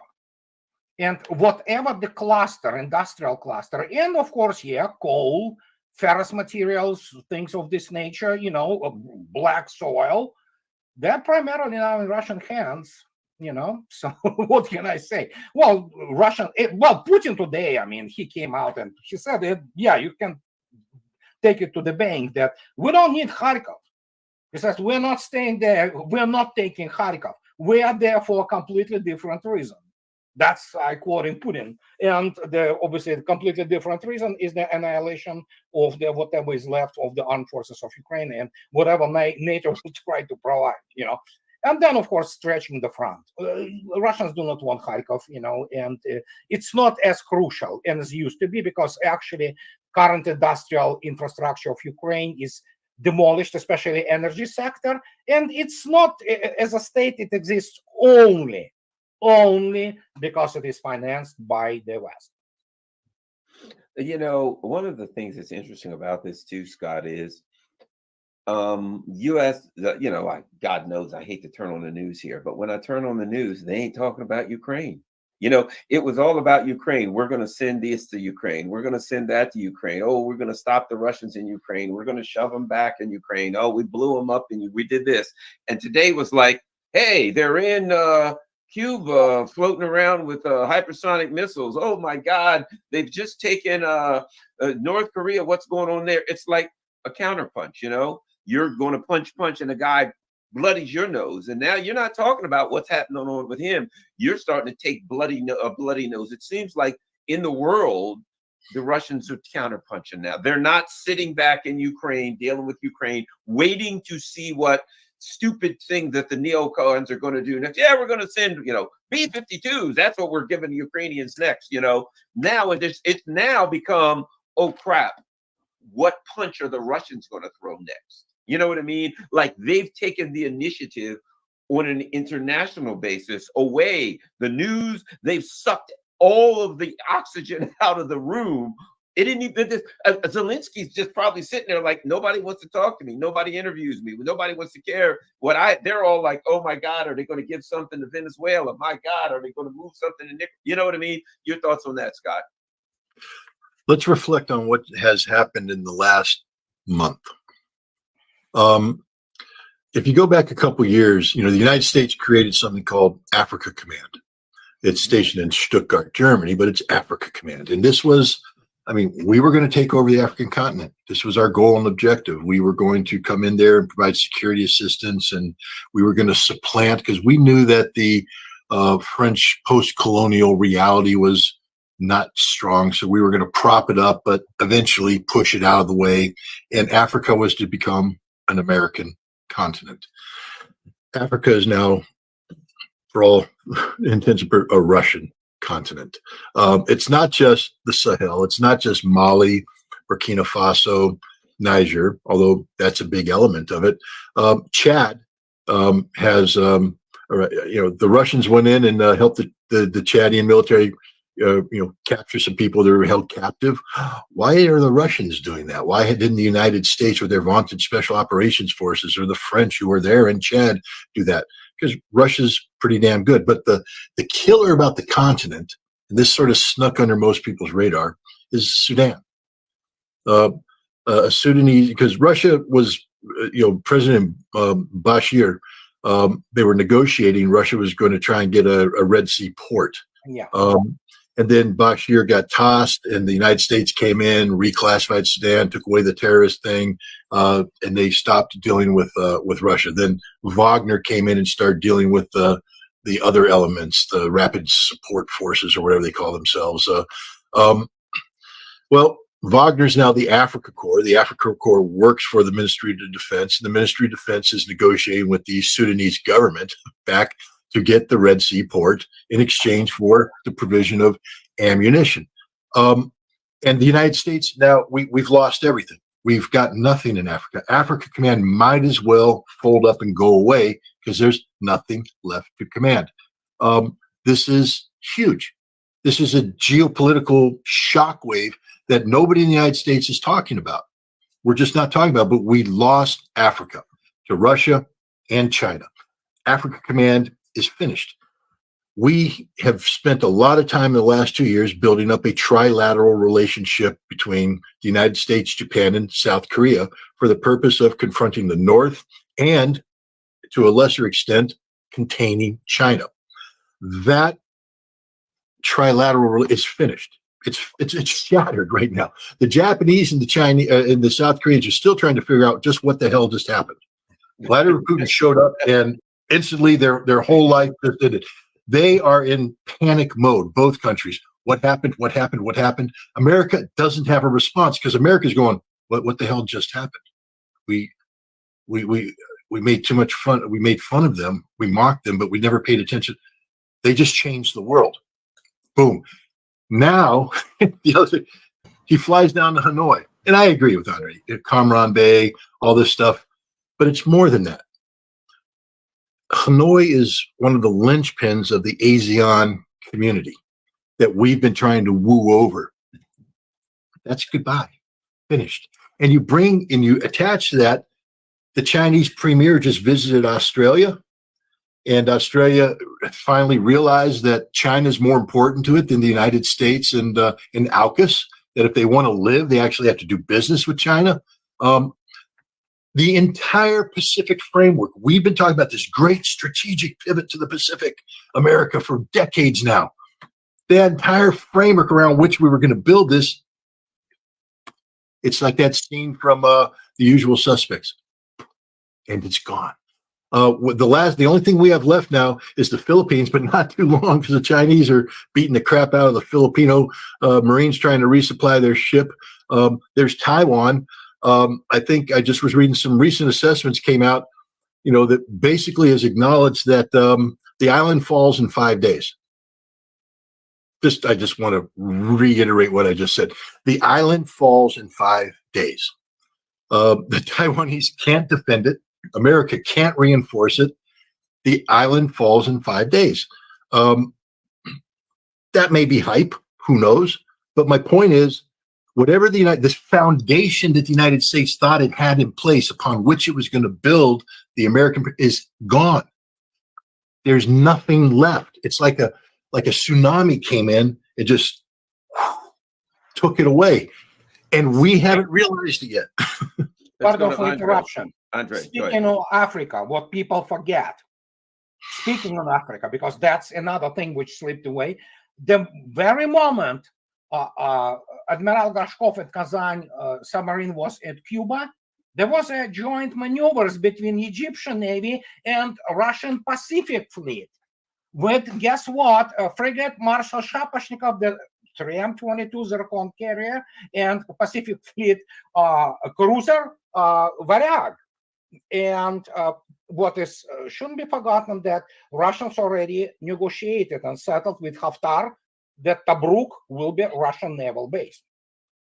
It's going to be there. Yeah, it's yeah, I know. It's just Let me here ask it you is. this. Let me ask you this, Andre. We're speaking of Africa. We're talking about the U.S. Navy in that region, the Red Sea, the Ansar Allah. You know, I'm convinced that something bad happened to USS Eisenhower that they're trying to hide. No. So, but the bottom line is this: they're having a lot of difficulties. Do you have any kind of an idea what kind of missiles, what kind of technology the Yemen people have? And it seems to be at the least giving the U.S. Some difficulties. Do you know what kind of technology they have there? Do you suspect what kind of technology? Anyway, your evaluation of the crisis in the Red Sea. Well, I mean, Iran supplies them with some cruise missiles. They're primarily knockoffs of Russian P-15, Termite, P-20 maybe at best, and C-802 Chinese. It's the best they can do. It's subsonic, it's obsolete. Well, they still shoot them. You know, you have to have their, radar range and bearing, and you shoot at it. They have obviously a lot of drones, and they operate obviously in a depletion mode. You know, the amount of the missiles, for example, Aegis class destroyers carry is obviously finite, and it's impossible to resupply them at sea. And same goes for Eisenhower, obviously, which, I mean, primarily uses carrier-borne aviation to shoot down those things. They, leave the E-2, Hawkeye. They just scan this thing. They see those slow missiles. They, vector the F-18s. They go in and shoot them down. But again, for how long you can do that? Because you have to resupply. There is a finite number. As per, no, I mean, I don't believe Eisenhower sustained any kind of damage. Well, maybe if they somehow hit it with some, drone, which it cannot do anything serious to such a vessel as the nuclear-powered aircraft carrier, especially with their armored deck, so they are pretty well defended. So, but what I think that wherever they went, it's all about resupplying. And they need to recharge and reboot, so to speak, those destroyers, because obviously they have to be there, not only because of the reason of the drones like this. There is a lot of things which is going on underwater now. They have their unmanned surface vehicles, well, basically drones, but on the surface. They even have some kind of torpedo type things. We don't know. United States is extremely, tight on the reporting this. So, but I'm saying that, yeah, hey, they dropped their shipping through Red Sea by 90%, and this is the force which doesn't have Navy. I mean, it's just unfreaking believable. And this is this is one of the greatest sea lanes of communications interdiction operation in history. You see, many people talk about how they bombed, attack Israel and all that. But my God, look at that. And this tells you what is the value of the standoff weaponry, even if it is obsolete. But you have enough of it. But then again, Putin is on record now that we will provide other people with whatever we'll consider necessary. And who said that something will not be provided? You start giving the Ansar Allah, the Yemenis, some of these very serious weapons. The U.S. is, I mean, not whoever, you have to get military ships. Iran probably will deliver them. But yeah, if you even get a couple of BAL complexes, each of them carries 6 launch. I think so, no, 8. 8 launch. It's a subsonic missile. It's fairly old, KH-35 Uranus. But it's still a damn good missile, and this is extremely electronic warfare resistant, and it's a sea skimmer So it flies at like 7 meters above there. So that thing can really wreak havoc there. So it's and it has a very respectable range. In fact, it's somewhere up to 500 kilometers nowadays. They updated it, so to speak. It was 260, so it's now way beyond there. So let me just add one thing too. If you go back and take a look at the great naval battles of history, Midway, Coral Sea, they lasted days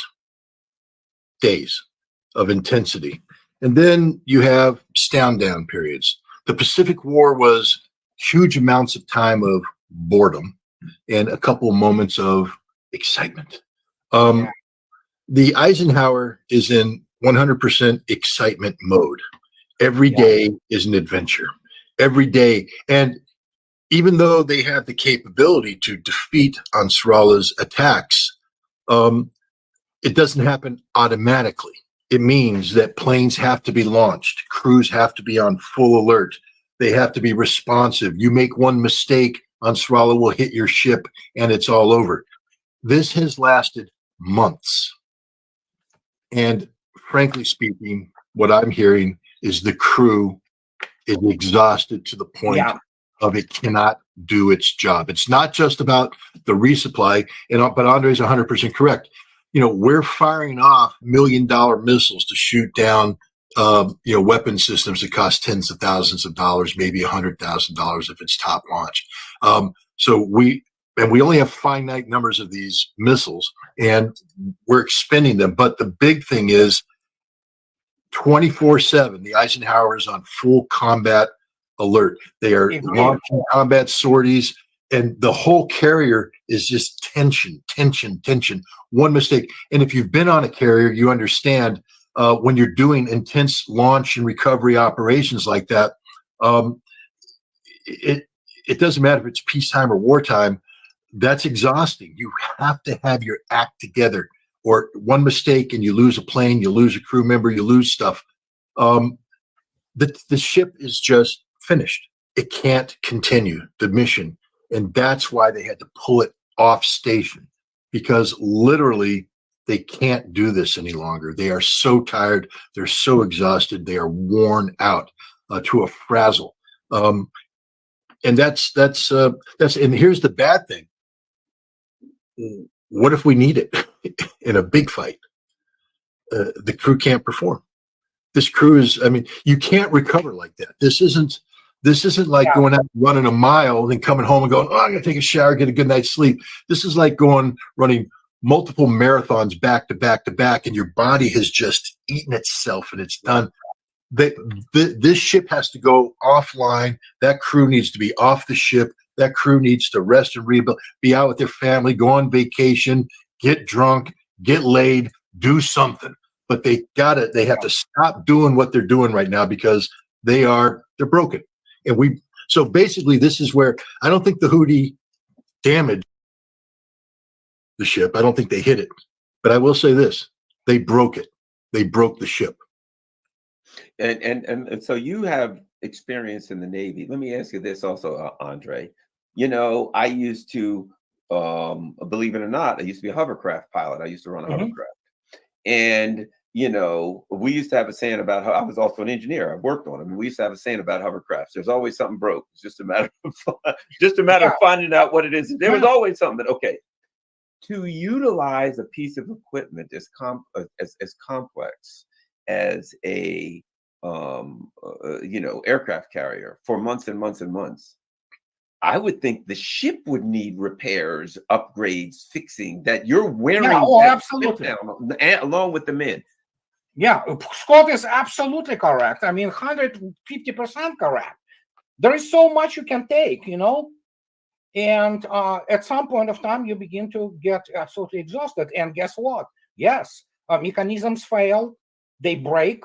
Obviously, such a large ship as Eisenhower, or for that matter, any kind of CVNs of U.S. Navy, or for that matter, any Navy, they have what's called a mechanical shop. They can fix some things, but there are things which you cannot fix. And we don't even know how, for example, electronics works anymore, and that requires, there's so much which goes into it, and sustainability of this operation. So I can only say that I agree with Scott 150%, and especially, yeah, so it's combination of and it's how the men interact with their equipment which matters. And once you begin to lose focus, things break.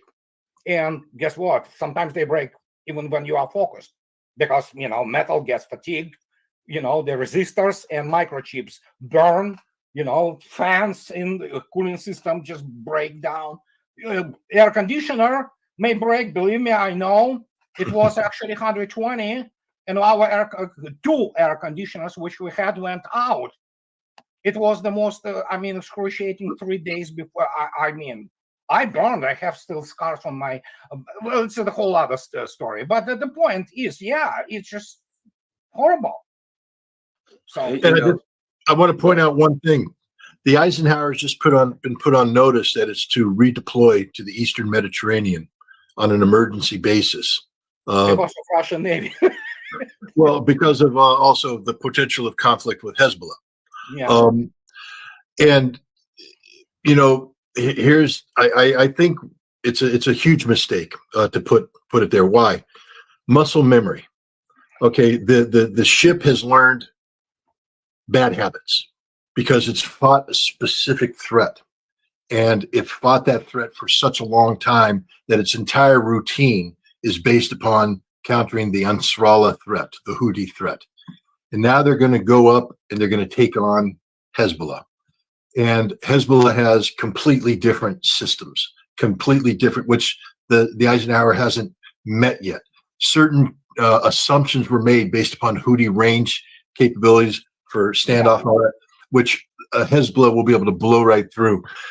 I'm really concerned as an American that, because I don't agree with American policy. In fact, I condemn American policy, but I will never, ever, ever wish harm on American servicemen.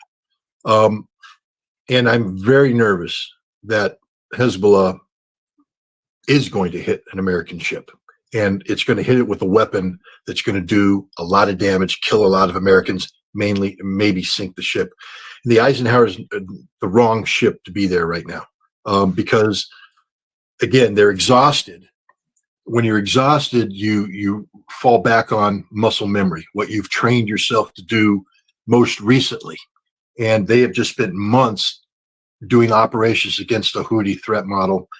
They aren't going to be able to make that transition 100%. And I'm just worried that there will be mistakes made. Really what we should be doing is pulling them home and getting another carrier battle group deployed there. That's what the Pentagon, this is why we pay people in the Joint Chiefs big bucks to be thinking things like this. Somebody in the Navy staff should be saying that, but we don't have the resources now. And so we're going to overextend an already overextended ship and crew and put it into a threat model that I'm afraid no matter what their professionalism is, it just creates opportunities for error, for mistakes. Andre, I see you have a comment for that, and then one last subject I want to ask a question. Give me it looked like you had a comment for that before. Even Syria had the Yahant version, which is the Onyx 300-kilometer range bastion. They've been using it to a great success against ISIS. So you can assume that Hezbollah owns something like this, and it's going to be supersonic, and I mean high supersonic, up to Mach 3 at the terminal. So I agree with Scott. Nobody wants people to die. Nobody wants to, and it's just absolutely ridiculous. But the point is that there's a lot of going on, including in Libya.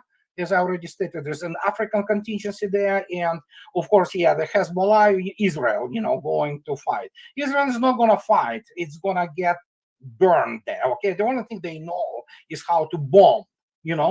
So, but Hezbollah is a completely different. These are not Houthis. These are Houthis are courageous and well-trained people for what they do in their terrain. But Hezbollah is, or you can almost consider them a regular army. So they're extremely well trained, extremely well organized. They have staffs. They know how to calculate and plan operations. Okay, and then they Did you have see now the, Iran. Did you see the video they released recently where they had a drone and it was flying all over Israel? It was flying all over their sensitive targets, and they just like released the video and they said, "Look, we can hit into these anytime we want." And it flew all over these Israeli targets and then flew their bases and all. And so, and they just, it was kind of a brushback. So last thing, this is important to ask both of you guys this. Andre, what are you hearing about the front in Ukraine? What do we need to know? What are you hearing about what's happening on the ground, the front in Ukraine? What's going on? Oh, there's very pretty much predictable. There's not news anymore. Russia wipes in a day, in 24-hour period, a whole brigade. Granted that they are under strength brigade today now. It's primarily, so to speak, cannon fodder. They still have some hardware. So if you look attentively at the data which only Russian defense ministry provides, I can give you some numbers. In a week ago, to almost 1,900 KIAs and wounded. Then yesterday, 1,850, and this is continuous, so to speak, pattern. And people from the front line say, yeah, Russians just sit there in Volchansk and they throw, this 2-platoon or company size, force trying to attack or counterattack Russian positions. They kill them, usually they kill half of them, and then the other half retreats with much diminished, whatever they hardware like APCs and even tanks they had. So it's that's the modus operandi. Why go anywhere when they come to you? And the amount of casualties they sustain. Well, today, look at this. After 30 months, the American conservative comes out with the article about, they have buried troops. Azov and Nazis shoot them at their backs. Well, welcome to the game. It was from the get-go, from the day one, including actually summary executions in the front of the units. And now they finally notice that. That's how they make those people. They pump them with the drugs and they make them go on the counterattack. And smartest of them and who are not pumped with the drugs, they surrender. They try to run away, still being shot at. Those who retreat, they shoot them. Scott, what are you hearing about the front lines? If you take a look at a topography map, because a lot of people were, Russia made their move into the area north of Kharkov, and everybody's like, "Oh, Russia didn't capture Kharkov." Russia wasn't trying to capture Kharkov. Russia didn't advance far enough. They advanced far enough.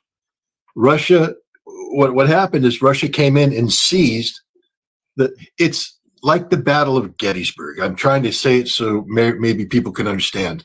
The Confederates marched up in Meade and withdrew past Gettysburg and took the high ground, Little Round Top and things of that nature, and then dug in. And now the Confederates had to attack. And it didn't work out for them. The Russians have seized, if you look at the topography, they've seized the high ground around Volchansk, and it's in a nice little cup shape so that the Ukrainians have to come and recapture Volchansk. This is Pavlovian. The Ukrainians, Syrskyi, because Syrskyi did Bakhmut, Syrskyi did Adviivka, and now Syrskyi's doing Volchansk. And basically, it's Pavlovian. Dig in, take a village that now becomes the center of the universe for the Ukrainians. We have to take this. This is the symbol of everything we stand for. And they take reserves that they're building up that are desperately needed for something else, and they throw them into this meat grinder, and they all die. They did that at, like I said, they did it at Bakhmut. They did it at Robotyno in that whole area there. They did it at Adviivka, and now they're doing it at Volchansk.